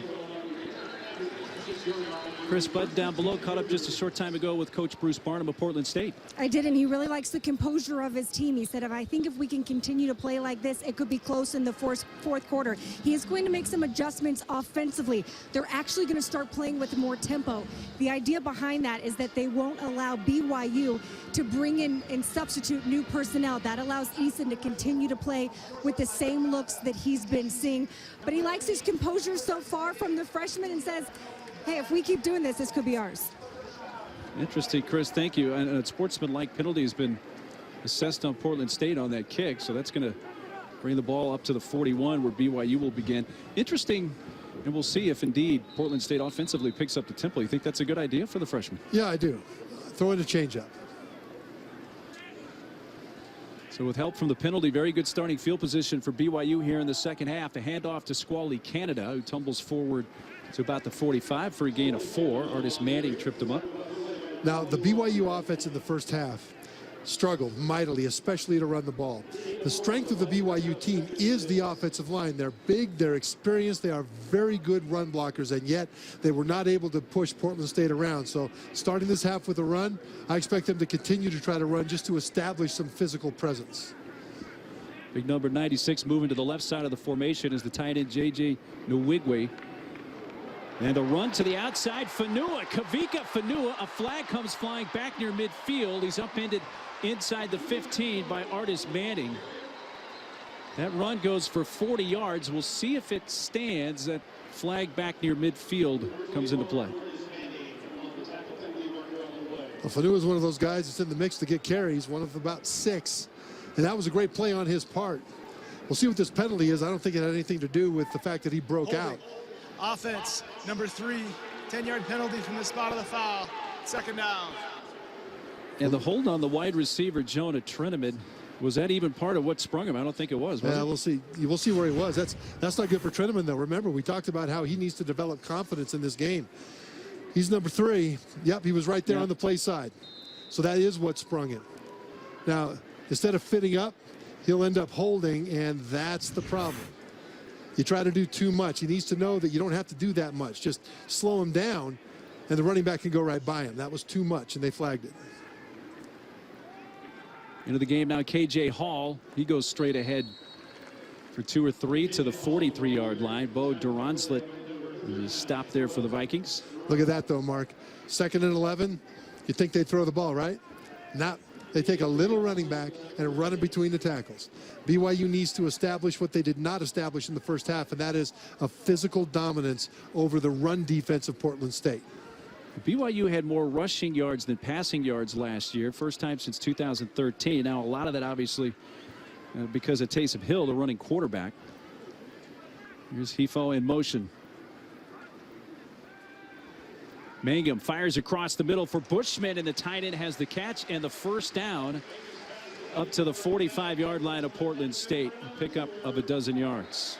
And it looks like BYU is going to the security blanket. Bushman, just a freshman, but he's tall at 6'5". He's big at 230. And over spring and especially over summer, Tanner Mangum really developed a chemistry with Bushman.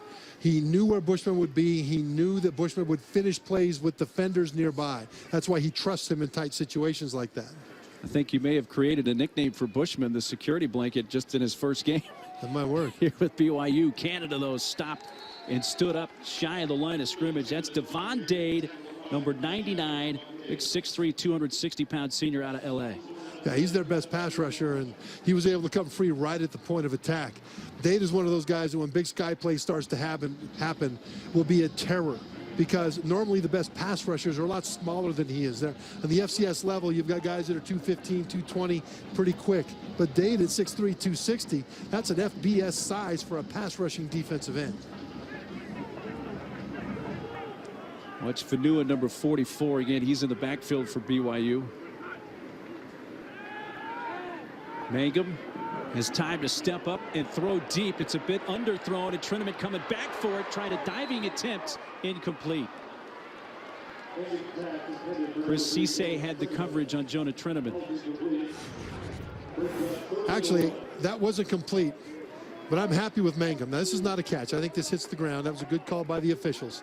He's getting his elbows under the ball, but his hands aren't getting under the ball when it's coming in with those close plays near the ground. I think this is one thing receivers coach Ben Cahoon will work on about. When that ball's coming in like that, get your hands between the ball and the ground. But Mangum on that play did a great job. He moved in the pocket, but didn't scramble out of the pocket. He reset his feet and threw the ball down the field. I thought that was a good move, even though it was incomplete. Well, they're going to take a look at this. Triniment, as he was coming off the field, as you would expect most receivers, was lobbying to his team for the fact that, hey, I got the hands underneath it. So now the replay booth will take over. And remember in the first half, he had a play like this, and his hands were out in front of the ball. Watch where his hands are, first of all. Are his hands in front of the ball or underneath the ball, or are they out in front? That ball comes in. Now that ball comes in at the back of his hands, kind of on his wrists. And it's hard to tell if he was able to keep that ball from hitting the ground to the point that the ball helped him make the catch. The ball can touch the ground. It just can't assist you in making the catch. But I think his hands were still a little bit forward here. Yeah. And that's one of the reasons I think they're going to call this the correct call on the field. I think they will say it is confirmed. But that's one thing that Triniment, as a fast guy, never needed to learn as a kid. He was always the fastest kid. Being the fastest in his family would be hard to do. As we take another look and we see, I think this ball is going to come back the back of his wrist. I think that's going to hit the ground. Triniment's one of 9 kids, 7 of them adopted. That's right. Being the fastest in his own household would be something to say, but he was always the fastest on the you know, on the playground, so he never had to learn some of the nuances. Play on the field stands. It's an incomplete pass. Really on the field stands, Gary Brown, our replay official. I think that last view we saw was probably the best. And again, he didn't say ruling on the field confirmed. He said stands. Yeah, confirmed means unequivocal video evidence. Stands means we don't have enough evidence either way in order to be able to overturn it. So we go ahead and let it stand. That's why the call on the field is so important. So it brings up a 3rd down and 11 for the Cougars from the 46 of Portland State.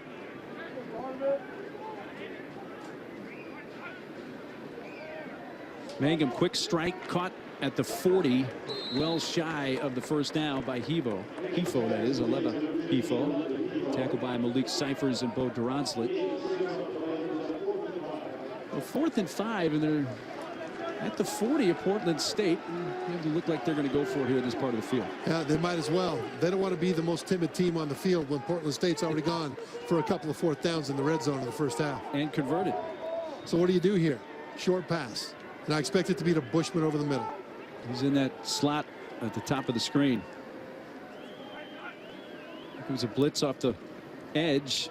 They go for him, but it's well defended by Chris Cisse. Again, we talked about the cornerbacks. Cisse, Olumba, they played pretty well here today. Yeah, they're playing very well. We talked about how the corners that were on that 2015 team for Portland State that beat Washington State in the opener, both those starting corners went to the NFL. Both of these guys are going to have a chance. Now, he wants to throw on rhythm, but he can't because nobody's open, but the pressure forces him to give it a chance anyway. And that is just fantastic play by Cisse. This is something he did at Oregon. Remember, in 2014, Cisse started the Rose Bowl, which was the playoff game, and then the national championship game against Ohio State for Oregon. The flag before the snaps. Portland State is taken over on downs.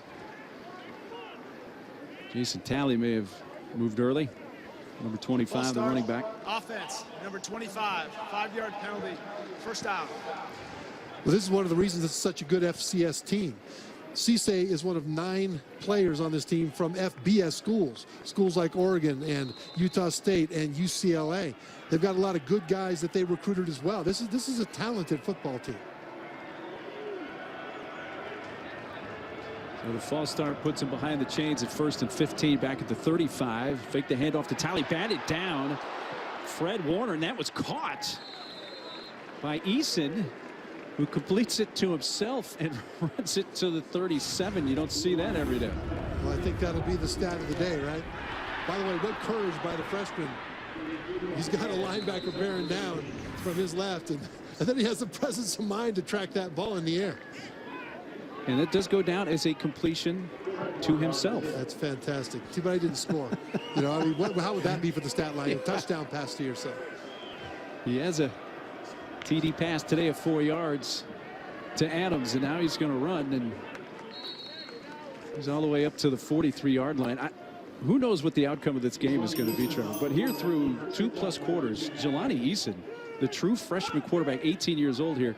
If you're a Portland State fan, you got to be ecstatic. You know, in terms of demeanor, a lot was said about Alabama freshman quarterback Jalen Hurts last year in their opener against USC about when he finally got into the game.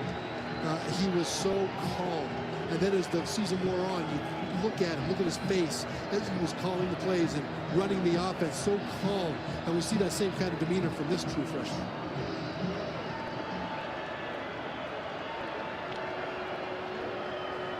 Eason on 3rd down, a little underthrown and almost picked off by Troy Warner.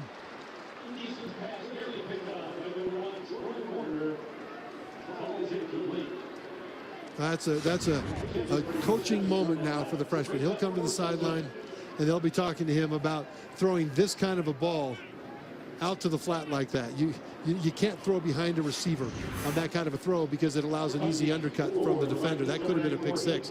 Coachable moment, and they dodged one there. 6th punt of the day by Hayden Cowden.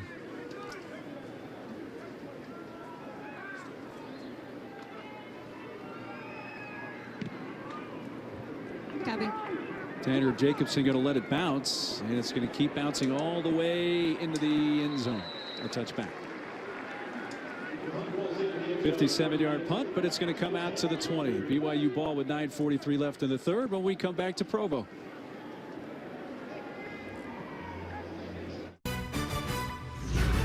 ESPN College Football, presented by PlayStation Vue, is brought to you by Pizza Hut. Put every dollar you spend toward unlimited pizza points with Pizza Hut's Hut Rewards. BYU has the largest indoor practice facility in the country. That's 116,000 square feet. It is mammoth. They run them in there. Those players know every inch of it. BYU begins from their own 20. And a handoff straight ahead to the 24-yard line. And into the game is Ulu Tulutau. Yeah, Ulu Tulutau. He signed originally with Wisconsin. Went on a mission, came back and decided to come to BYU. But he's that big kind of back at 6'1", 250 you're used to seeing in Madison. And they think that as he develops experience as a Cougar, he may end up being the feature back that arises out of the 6 that are competing now. We didn't know if we'd see Ulu today, but he's going to get at least 1 carry. Trey Dye jumps back into the backfield with Mangum. Tanner's pass is caught at the 26-yard line. And BYU still can't get a first down in 2 plays, can they? They're back to another 3rd down conversion. Which today they are 3 of 8. And the most physical team when these two sides are on the field is the Portland State defense. They have been the more physical unit. The BYU defense has been the more physical when they've been on the field. But so far, neither offense has been able to assert physicality. And now 3rd and short, you'd expect a run up the middle, wouldn't you? That's where their best blocker is, center Tijan Karoma. Give it to Dye. Yeah, I don't think so. Tyler Foreman and Kaysen Jaquette, I believe, and where they're looking to spot that ball just outside the 29 is not enough. Instead of running behind Karoma up the middle, they had him pull out to the right. You kind of lose some of that strength. He's the strongest guy on the team. That was an interesting call, and now they're punting, and now you are Portland State, and you force another 3 and out on the road at 4,400 feet against FBS BYU, and on the sideline, there's a lot of excitement. What's going on in Baton Rouge at the watch party for LSU right now? Oh, they're thinking that if Portland State can do this, we can probably do it 5 times as much. Line drive punt. Dawson has to retreat back to his own 20-yard line. Fans wanted to push in the back, and they are going to get that flag late. So the return, which was only a few yards, going to come back anyway. Portland State thinks they can win this thing. So that right there is not just a, oh, well, they're FCS. They're thinking, hey, we can win this. We can't have that.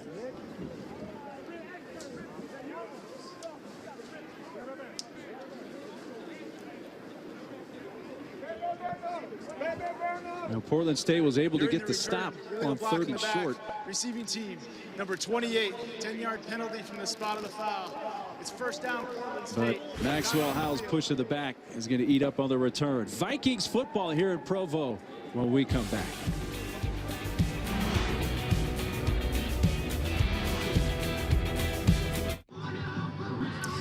Welcome back. BYU leads 14-6. Portland State flew here to Provo, but that isn't always the case for them. Sometimes they actually take long bus trips. That's something that Bruce Barnum started with his team a couple years ago. The idea is to build team unity, and also he's a big history buff, so he wants his players to see things around the country. They'll take 3 of those bus trips this year. They've been to places like Alcatraz to visit the Rock and a whole bunch of places. They're not doing as many this year because it actually became more financially reasonable to fly. He said the other reason, they wanted to put his face on a bus, and he wasn't okay with that. The Americana Tour. It's great, Chris. I think it's a great thing because Bruce Barnum said, hey, I may have a couple of guys off this team go to the NFL, but most everybody else, I'm just getting ready for their life. Eason, pass out off the hands of Andre Petty's Wilson and incomplete. Yeah. And he's a real history buff. He loves history, and so he'll take them to historical landmarks. Chris talked about Alcatraz. In Pocatello, Idaho, where Idaho State is, there's this thing called Signature Rock, where pioneers pushing hand carts around going west would chisel their names into it. And the players, he told us, stand there and look at that and realize in this very spot, those people stood here. Back in the 1800s. Big Sky Conference Coach of the Year. I think he gets a lot of that from his dad, Bud, who's kind of a part of history himself. Stopped there as Petty's Wilson to Summers, that is, by Fred Warner. Big hit by the senior linebacker. Yeah, Bruce Barnum's dad, Bud, this is really interesting. Bud Barnum, his dad is in the U.S. Coast Guard, was in the U.S. Coast Guard. He's in Minnesota now watching this game. But his dad, Bud Barnum, was a pallbearer at the funeral of John F. Kennedy, as well as Lyndon Baines Johnson and General Douglas MacArthur. I'll explain how that happened a little more, but first this big 3rd down and 10 play for Barney Ball's offense. Most important thing is don't turn it over. Eason, a pass, somehow completed, first down at the 35.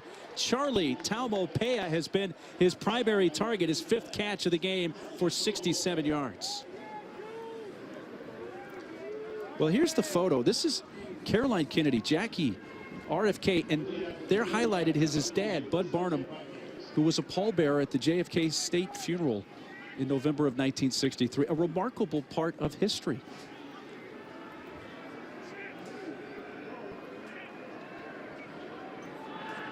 Summers coming right, but pushed out of bounds for no gain by Fred Warner. And the thing about that is that he was part of that honor guard with JFK, not just in the funeral, but when he was actually flown from Dallas back to Andrews Air Force Base. He was the honor guard, and his father was there, actually carried JFK's body off of the plane. Off the plane from Dallas. And yes. they were there during the autopsy because they must stay with the body until burial. That's Barnum's father. Bud Barnum, part of American history. Summers cuts it back to the 36-yard line. And when he was in the 5th grade, he did a book report on his dad. Yes. He wrote up some of the things he did because his dad was also in the honor guard for LBJ's funeral, etc. And his teacher in the 5th grade called him a liar. Yeah, because he did the book report on his dad as a pallbearer for JFK. He said, there's no way your dad did that. And he got sent to the principal's office. Sent to the principal. And the teacher did eventually find out the truth and did apologize to young Mr. Barnum. Well, they converted a big 3rd down earlier on the drive. A 3rd and 9 here from their own 36-yard line. Eason decides to take off. He can run. Can he get a block?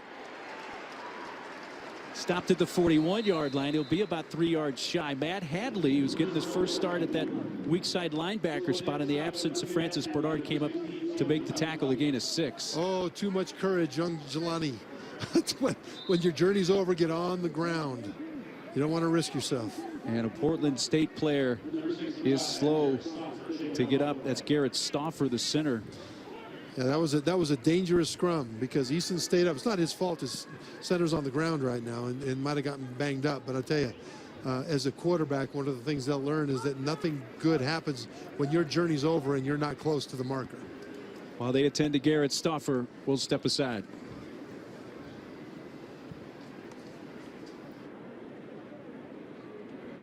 Welcome back to ESPN College Football, presented by PlayStation View. That's a look at Garrett Stauffer. He did come off under his own power, but right now on the sideline working on his right knee. Yeah, I hope he's better. He started the last 4 games of last year and was a revelation as to how good he was, and I hope he can come back and play for the Big Sky season. Aiden Cowden punting on 4th down for Portland State. Just an 8-point lead here for BYU with 4.5 minutes to go in this third quarter. Jacobson spun around at time or 2, and he is dropped at the 6 by Khalil Dawson. That's going to bring out the BYU offense. So what have you seen so far from Tanner Mangum today? Well, he's had tight coverage to have to complete passes to, and he's completed a couple of them. This one to his tight end Bushman, this one to Trineman, or I should say, yes, Shumway, Talon. Shumway. And this one's not completed. I'm sorry, I got hit in the head for a living for 12 years. The thing is, though, that kind of coverage is what's been the problem for Tanner Mangum. It's not that he hasn't been throwing the ball well. It's that too often there hasn't been where to throw the ball. And so most of his passes have been complete short right. And as he's tried to go left or deep right, the corners have shut everything down. Quick strike out to Hefo. Tries to get the block on the edge from Trineman, but he's dropped at the 11 by Tyler Foreman. Call it just a 3-yard gain. It's spotted back at the 10. Well, when you and I were talking before the game about Tanner Mangum, you made the point, Trevor, about, hey, this is a guy that really in the past hadn't been called upon to make the quick timed accurate throws, and from this point on, this is what he's going to be judged on. That's right. When he played as a freshman throwing all those Hail Marys, it was a different kind of offense. It wasn't a rhythm timing West Coast style.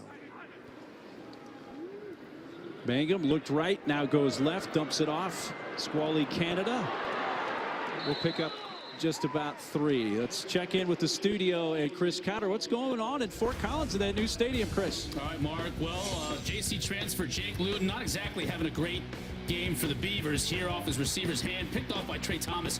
That's Luton's second pick of the day, and Thomas takes it to the house. 34-20 right now. Rams on top and threatening again. Chris, thanks very much. The Oregon State team, they will be hosting this Portland State squad next week in Corvallis. And another big 3rd down and another opportunity for Portland State's defense to assert their dominance.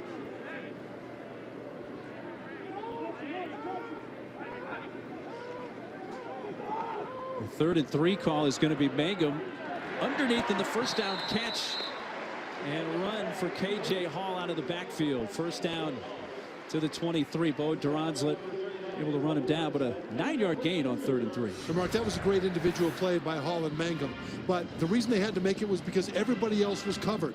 Look from top to bottom of your screen, there is nowhere to throw the ball for the most part. You've got tight matchup man coverage, and so they had to ad-lib. Mangum had to go out of the pocket, Hall had to make a play, but really the front end of that play is the most important part, and that's the great coverage that BYU's receivers still can't shake.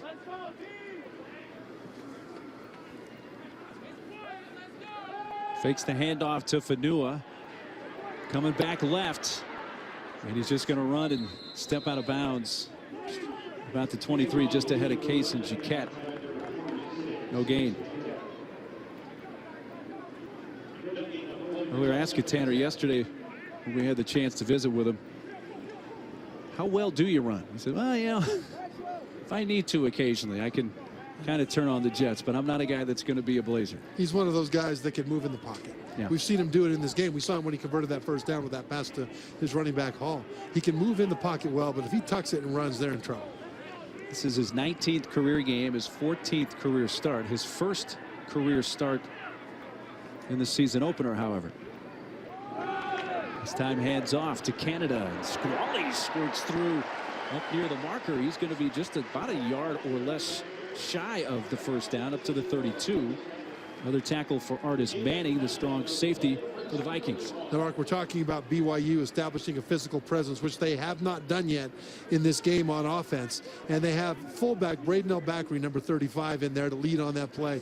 He got an outstanding block on the linebacker, and that's just a physical downhill run. Remember that Kalani Sitake, the quarterback or the head coach for BYU, played fullback on this very field for Lavelle Edwards. So he's got his fullback in right now.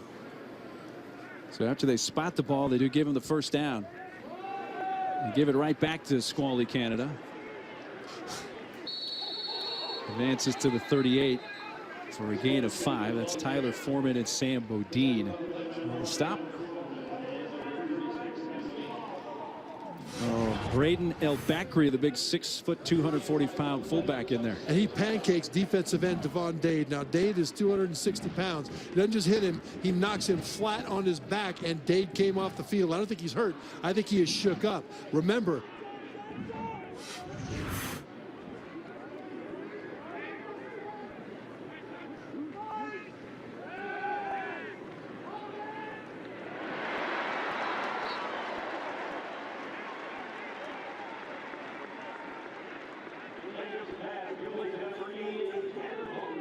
that time the short receiver was covered, but that was fullback Braden Elbakri.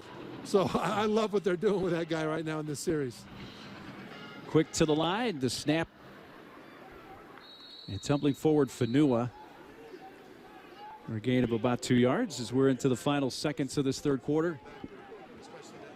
We were 14-6 at the half, and we are 14-6 at the end of 3 quarters. So no scoring in quarter number 3 from Provo, but we've got a football game going to the 4th, Trevor. 4th quarter just ahead. Welcome back to ESPN College Football presented by PlayStation View. We're into the 4th quarter from Provo, just an 8-point lead for the BYU Cougars. BYU with a 2nd and 8 from the 48 of Portland State to begin quarter number 4. Here's a pitch, running left. Canada, Squally. They catch up to him at the 15. Bo Duronslet saved the touchdown, a 34-yard run for Squally, Canada on the first play of the 4th quarter. And who's out there in front but fullback Braden Elbakri, number 35, will head out there and get a kick out on the contain man. And that's where it opens up. Everybody's stuck on their blocks that time. Right back to Canada. Falls forward near the 10. Since Braden Elbakri's been in that fullback spot, to just beat Trevor, that offense seemed to find some rhythm. It's clicking. They have an extra blocker when he's in there. They've got extra defenders in the box. That's part of the problem. But it's that physical rhythm that they need to get into in this game because they need it against LSU, and they're starting to get it now in the second half.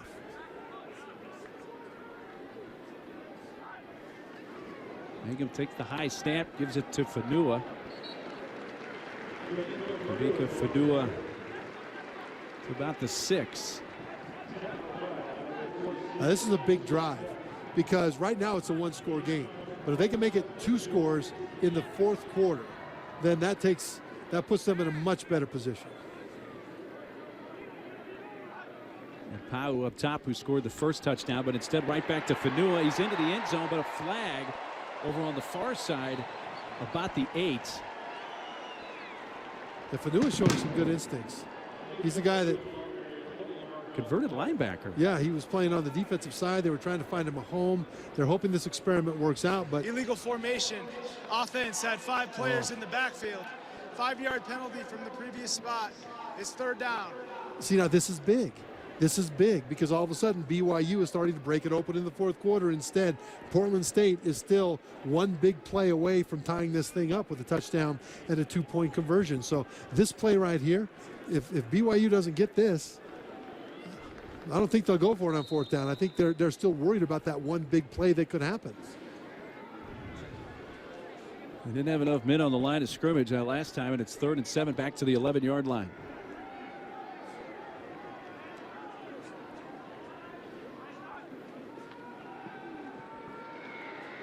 Mangum's time running out. Comes back, given more ground, and just slings it towards the near side out of bounds. With Devon Dade, it chased him all the way back beyond the 30-yard line. Mangum just had to get rid of it. That was outstanding coverage in everywhere but one spot. On the left side of the end zone, number 15, Aleva Hifo, was wide open there. And so he just couldn't see him because pressure starts to come in. That's what happens when you have a good pressure team and good coverage behind it. Number 15 ends up wide open, but Mangum is worried about the running for his life at that point and didn't get a chance to see him. Good team defense by Portland State. 27-yard attempt for Red Ullman, who was 17-21 last year with a long of 37. It's that away, up and good, and it is now a 2-score game. BYU settles for 3, but they make it 17-6 with 13:22 to play.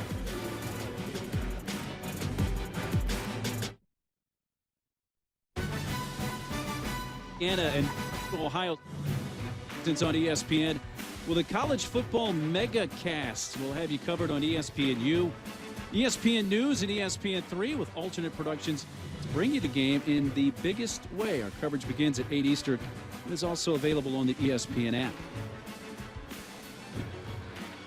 Fans here in Provo breathing a little easier now that it's a 2-score game. They're up 17-6, 13:22 to go fourth quarter. Head coach Kalani Sitake is next 3 games up. Big one in Houston against LSU next weekend. Then they have Utah. They're trying to snap a skid against the Utes. And then Wisconsin comes here. Their first ever game in Provo for the Badgers. That's 3 heavy physical games. Andrew Mickelson kick it off for BYU. There's a flag from where he kicked it off. The ball bounced past Dawson into the end zone. He downs it. But again, once there was a flag, looked like somebody was offsides on that kick. And now another late flag comes in at the 18 of Portland State.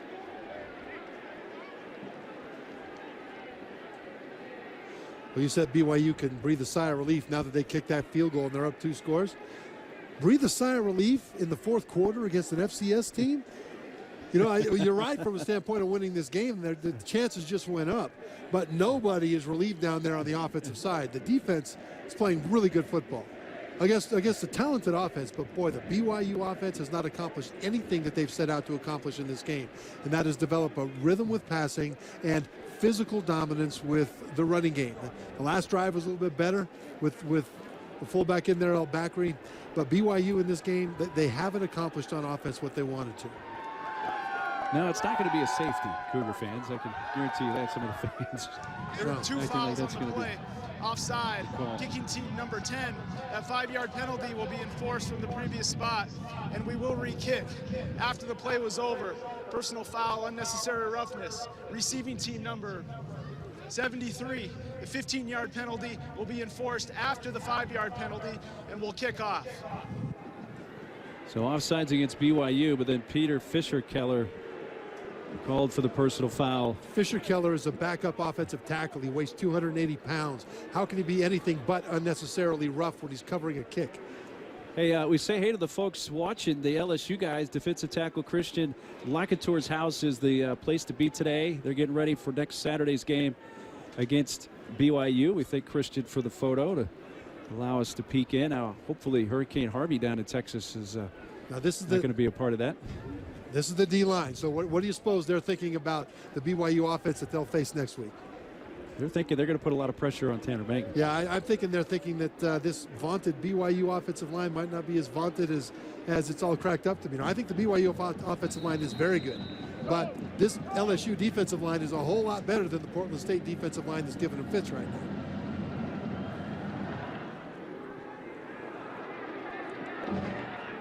From the goal line, brought out by Dawson. Not a wise decision as he stopped at the 11. But guess who? On special teams now, Braden El Bakri. He's been an impact performer in this second half without really even touching the football. Yeah, he's an exciting player. Big guy, loves to come downhill and move so much better than you'd think. for his 240-pound size. As a matter of fact, he's a guy that doesn't get a lot of carries, but he's been known to catch a lot of passes. And it's kind of exciting to see a big fullback who's got nimble feet with the ball in his hands in the secondary with safeties and corners trying to track him down. Well, this is the 5th Portland State drive today that has started inside their own 15-yard line.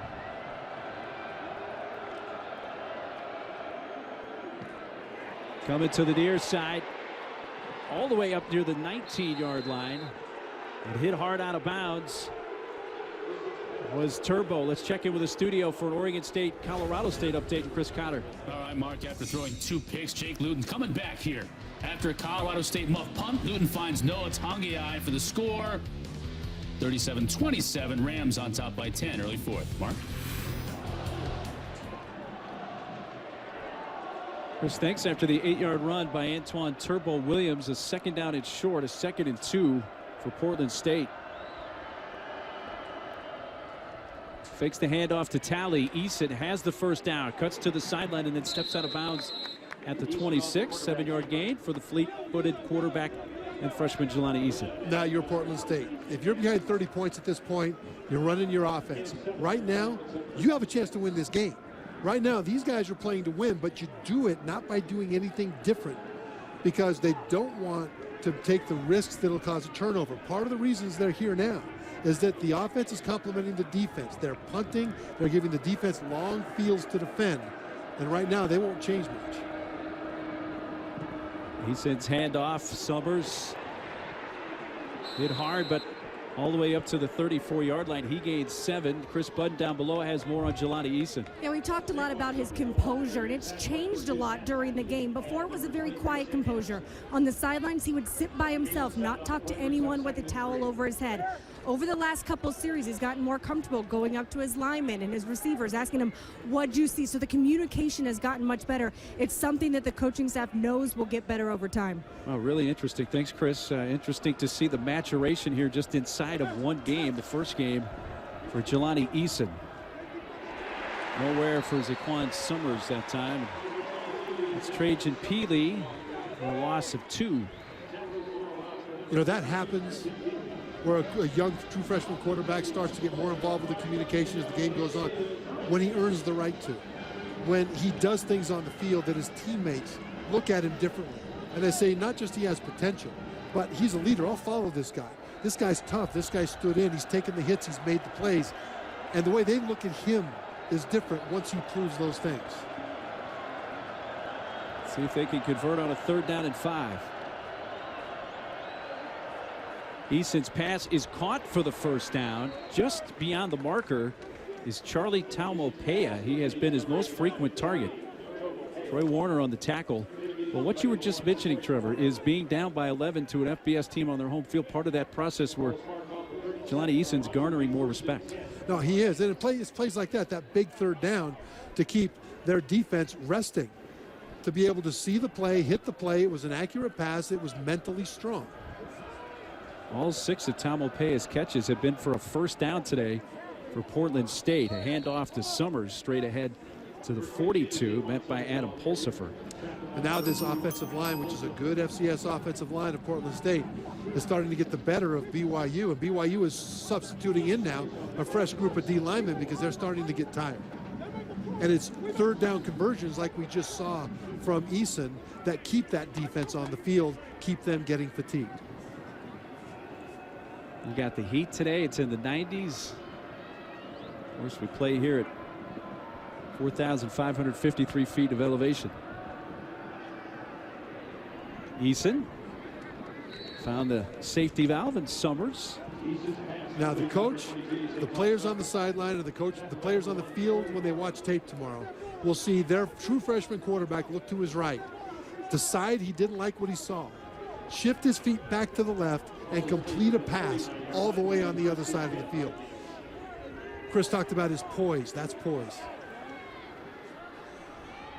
The draw to Summers. Up the middle. Lots of room. See, for the first, up until this point, BYU's defense has really had the physical dominance over the Portland State offense, just like the Portland State offense had over BYU, or defense, vice versa. You know what I'm talking about. Yes. But right now, look at the hands on the hips of the BYU defensive linemen.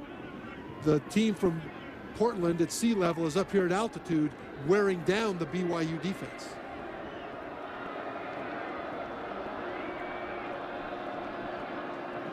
Jason Talley hit right at the line of scrimmage by Sione Taki, no gain. And there he is again.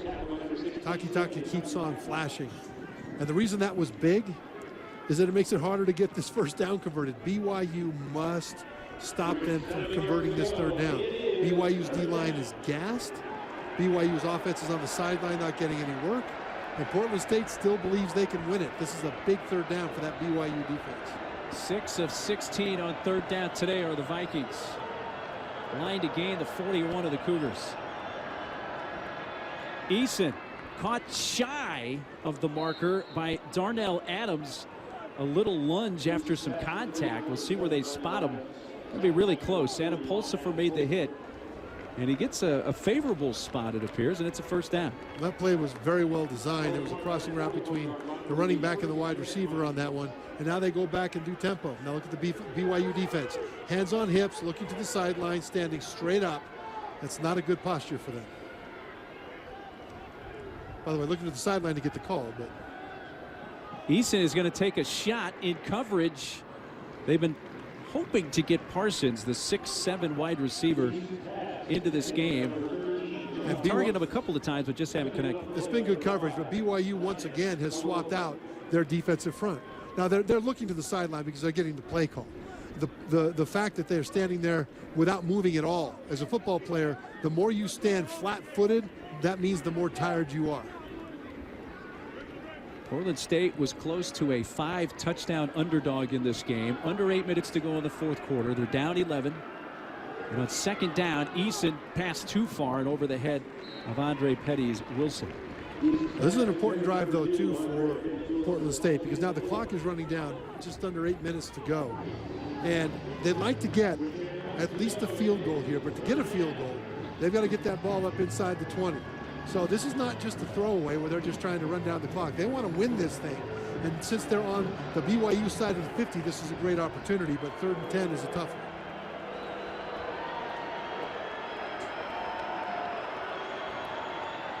Draw. And Summers pretty much got nothing on that, just a yard. And I don't see any special teamers coming onto the field. Everybody on the Portland State sideline is just standing there flat-footed, watching the action. They will go for this on 4th down. And they're 2 for 2 on 4th down today. Those both came on the same drive when they eventually scored their lone touchdown on the 4-yard reception by Adams. It is.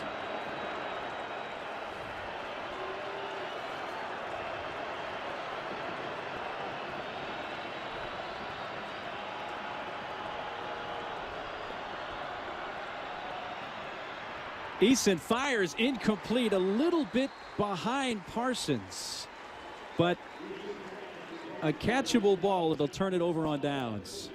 BYU ball when we come back. ESPN College Football is presented by PlayStation Vue. Watch the biggest moments in sports. Try it free today.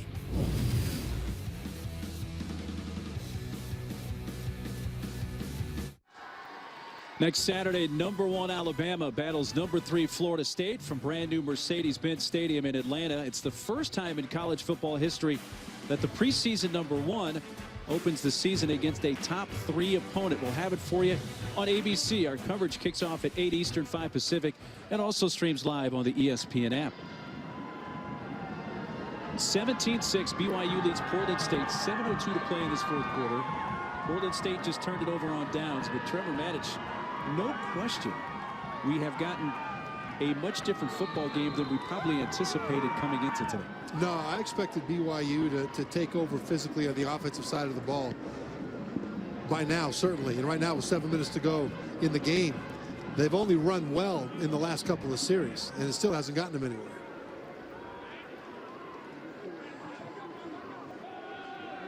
Canada the first down run for about 5. Chris Cotter in the studio. Enlighten us, please. All right, Mark, they continue to light up the scoreboard in Fort Collins. Brand new stadium out there, and the folks in Colorado State celebrating. Nick Stevens finds Dietrich Clark here. Stevens has 319 and 2 touchdowns, 44-27 right now. Rams on top of Oregon State.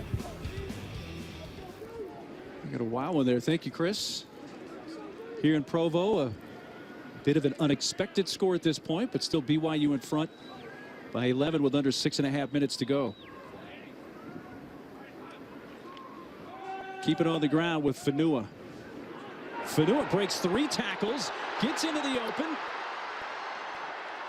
drags a couple of tacklers all the way to the 20. Tyler Foreman being the one to eventually bring him down. A 34-yard run for Kavika Fanua, the converted linebacker, kind of making a statement at that running back spot today. Yeah, he went from DB, defensive back, to linebacker, and they're finding him a home right now at running back. Quickly to the line, some tempo for BYU. Give it right back to him. And gains 5, but let's go back a play for the long run from Fanua. And this was just pure toughness. It's good sticking on the block, but now all of a sudden you've got guys coming in that have clean opportunities at him, and he stays on his feet. It's that balance and it's that vision that they really like. And so they tried him on defense to start with, and they thought that vision is so good, the nimbleness on his feet is so good. Maybe he'll be better as a running back, and so far he's been the best running back on the field for BYU. 6 carries, 62 yards. He's averaging a little over 10 yards per carry. He had a 40-yard run and a 6-yard TD run negated by penalties, so that's not even part of the mix. False start. Second down. And we mentioned at the top, what do? They lose Jamal Williams, the all-time leading rusher in BYU history. And you look at the guys that have gotten the carries, there's 6 or 7 that have gotten a carry when you include the Fanua in that mix. Canada has the most yards at 86, averaging about 7 yards per carry. So I would say Canada and Fanua are the two that seem to have kind of separated themselves a little bit here in this first game. Well, Backery's back in the game. So is Canada. Eating some clock now up to the 16-yard line. Yeah, and one of the reasons that BYU has not run the ball that well is because the man coverage on the edges by the corners, Alumba and Cisse of Portland State, has allowed them to bring safeties up into the box. And so it's been a good game plan that's enabled by those cover corners. Yeah, last year, Trevor, if they convert 40% or better of their third downs, close to being unbeatable, but 40 or less, and they're at 36% today. But that's a matter of first down and second down. And when your corners can cover, then you can get safeties up there and stop that run on first and second down. It makes it harder to convert third and longer. Tulatau now back in once again at the running back spot, but Mangum takes a shot towards Bushman in the end zone near the pylon, incomplete. He was all tangled up with Chris Cisse. No flag. And there's one of those great corners. Cisse did a fantastic job of coverage here. And he's a tall guy himself, but he's right there. Now, the reason this is not pass interference is because he was looking back at the ball. And they're both looking back, the receiver and the defender, and they're both fighting equally for that ball. There can be all kinds of contact, and it will not be pass interference. That's another good thing that the senior Cisse did. He looked back, which gave him more latitude from the official to be physical. Red Allman connected from 27 yards earlier in the fourth quarter. This one from 32.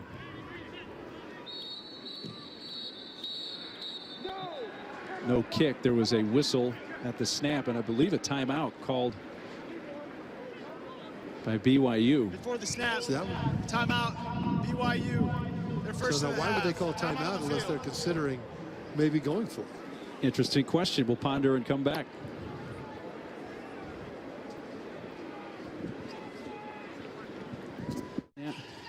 Yeah. Well, the countdown is on for our 5-star Labor Day weekend at college football games. We'll have a special Sunday night primetime matchup for you.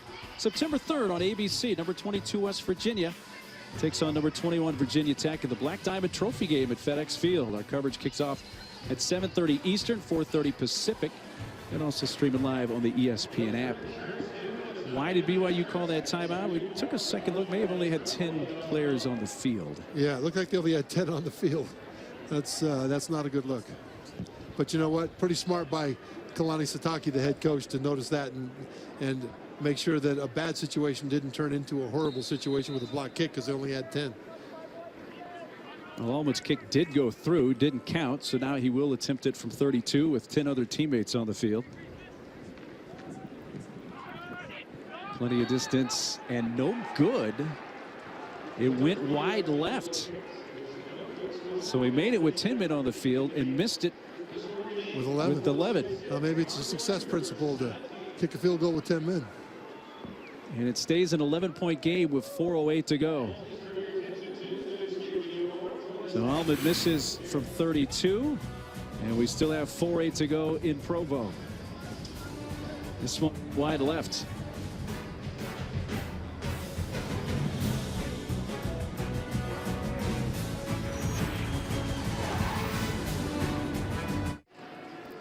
Portland State was about a 5-touchdown underdog. They take over with 4:08 to play in the fourth quarter, down 17-6, and a flag at the snap. Well, regardless of what happens here the last 4+ minutes, Trevor, we'll get the call. Offense, number 4, 5-yard penalty. False start on Josh Kraft. Regardless, Portland State has represented themselves very well here today. They're down 11. Where do you go from this point? They've already accomplished everything they want on offense, defense, and special teams. Offense, they didn't make the big mistake. So they played well, didn't score a lot. Now throw caution to the wind to go win the game. Eason finds Kraft. First down to the 35, and already taking Trevor Manich's advice for a long gainer of about 20 yards. They don't have anything left to prove to themselves. Now the coach kept them reined in. No longer to be reined in. Now Portland State has an opportunity to knock off another FBS school. Eason too high and picked off. It went off the hands of Riley, and Zane Anderson with the pick. That is the first turnover of the game on either side.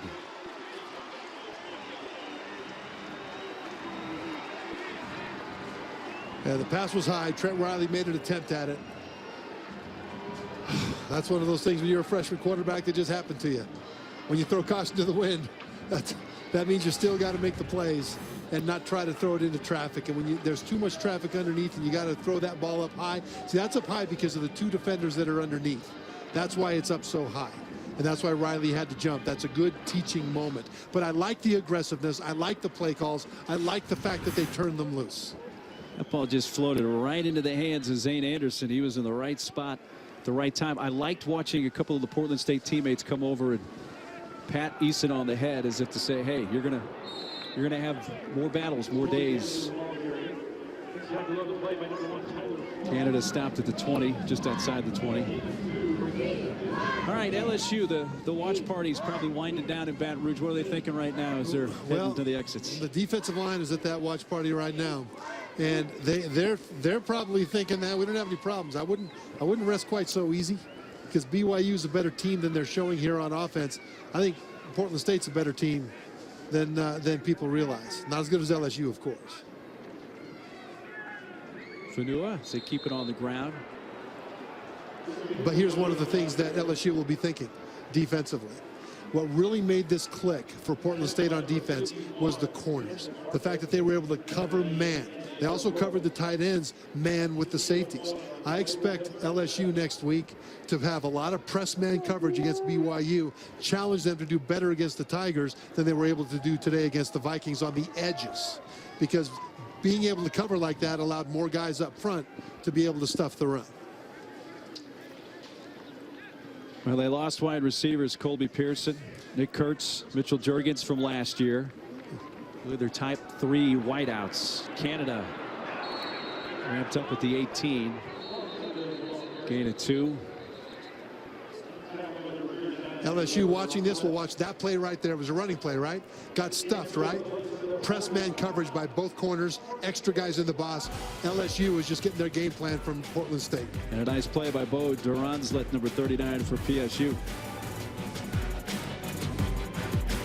You will attempt a 35-yard attempt. Red Allman in this fourth quarter made from 27. Then on their last possession missed from 32.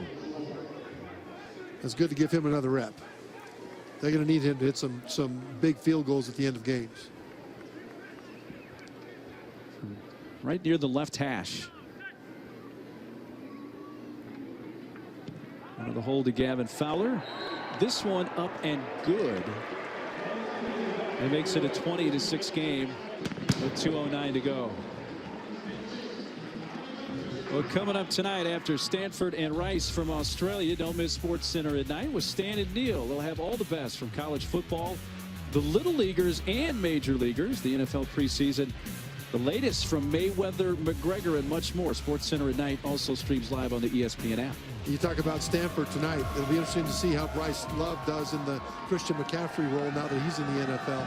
Also, we get to see South Florida play San Jose State, and Quentin Flowers, their quarterback, is being talked about as a Heisman candidate, even though he doesn't play in a Power 5 school there in the American Athletic Conference.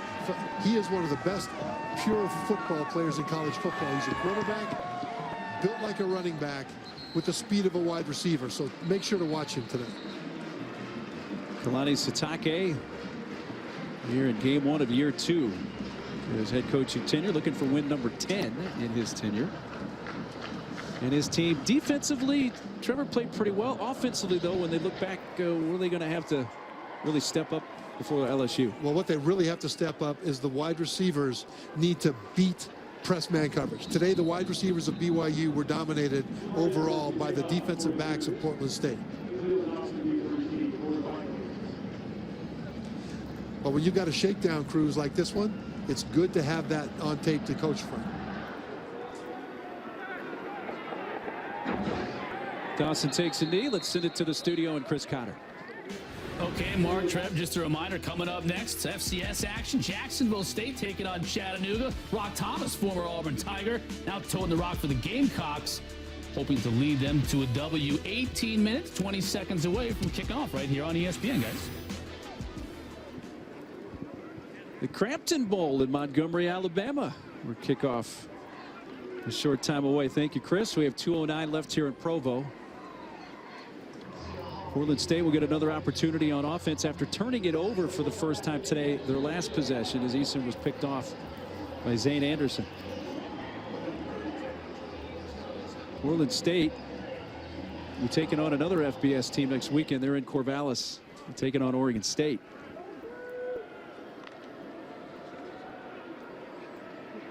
Eason in a crowd is sacked. Back at the 23, Trajan Peely and others. A helmet came off a BYU player. And now whoever that is, yep, he's heading for the sideline. You've got to go out for a play if your helmet pops off. Uriah Leataua. Or actually Tuifua. Third BYU sack, by the way, today. They're still aggressive. They're still going for the win. Eason again in trouble. Slings it out. Hit as he throws. Incomplete, intended for Summers. That time, Solomone Wolfgram was the one putting the heat on him. Now the true freshman is learning what it's like to be in the pocket with it collapsing around you, and you don't really have many other options. You're now behind a couple of scores, and you got to roll. This is good training for him. Remember, for Portland State, winning this game would be huge, but getting ready for the Big Sky schedule, that's the biggest thing.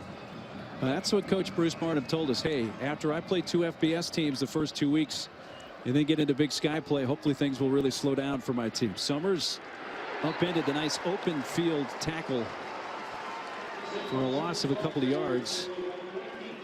That is Chaz Ayu.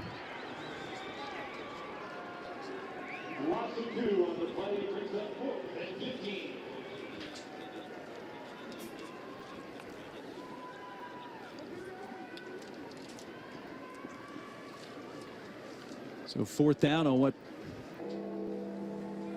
may be Portland State's last offensive play of the game. You notice that they're not punting it, though. They're still going for the win. I like the mindset. See, are they going to win? It would take a minor miracle, maybe a major miracle. But basically, Coach Barnum is telling his guys, when we get into a situation like this, we're going to go down fighting. Unless they punt right now, in which case, they won't go down fighting. He is going to use a timeout. Oh, it's timeout. I got you. Portland State does. Just as I was saying that, they sent a punter out in the field. A minute to go. BYU looks like they're going to escape here today, but they take on LSU next weekend in Houston, and a little tease for what's ahead next weekend. Now, in order to beat LSU, defense, I think, is in pretty good shape. Offense, the receivers of BYU need to make a quantum leap. Now, take a look at the corners on both edges. You've got press coverage. Because of that, they can bring more guys in to stop the run. The BYU receivers have not been able to beat this on a regular basis. There were a couple of catches down the field where there was a great pass and a great catch by the BYU receivers. Shumway had one of those in the first half. But for the most part, the passing game was not there with any consistency because the BYU receivers were dominated by Portland State's press coverage. LSU will look at that and do the same thing. The 18-year-old true freshman Eason lets it fly down the near sideline and caught but out of bounds by Andre Petty's Wilson. And BYU is going to take over on downs and can take a knee in this game. But maybe a frustrating end for Jelani Eason, but you take the whole game, the big picture. I think if you're a Portland State fan and Jelani Eason, you got to be really excited about the future for him. People get too caught up with stats with true freshman quarterbacks. There's so much more than that. It's the leadership, it's running the offense, it's getting the plays calls, it's executing the plays once they are called, once that snap happens. It's what do you do when there's adversity? What do you do when you get hit hard? Do you get back up and continue to lead? The stats weren't there and the points weren't there for Jelani Eason because he faced a very, very good defense and he's a true freshman. But those things other than the stats, he did so well, and I think Portland State fans can be very excited about him going into the rest of this season. Absolutely. Denise Schroff of Mount Brooks standing by in Montgomery, Alabama. Chattanooga, Jacksonville State coming up in the 2017 Guardian Credit Union FCS kickoff. Now, BYU defense played very well. Offense has some teachable moments. There's some good things that they can do. But if they don't improve on the edges with their receivers, then they won't score against LSU. If they do, then they'll be all right. So BYU wins it by a score 20-6 over Portland State. An embrace from Coach Barnum and Coach Satake. And BYU wins the opener. Still have not lost to an FCS opponent in their history. LSU next week for BYU. Should be interesting. Should be interesting. That should be a good game. And BYU got the win today. Don't let me be too negative. You get the win, you don't have any big injuries, it's good. For Chris Budden, Trevor Banich, and our entire crew, I'm Mark Neely. Thanks for sharing this one with us. Time for College Football Scoreboard with Chris Cotter. And for now, we say so long from Provo.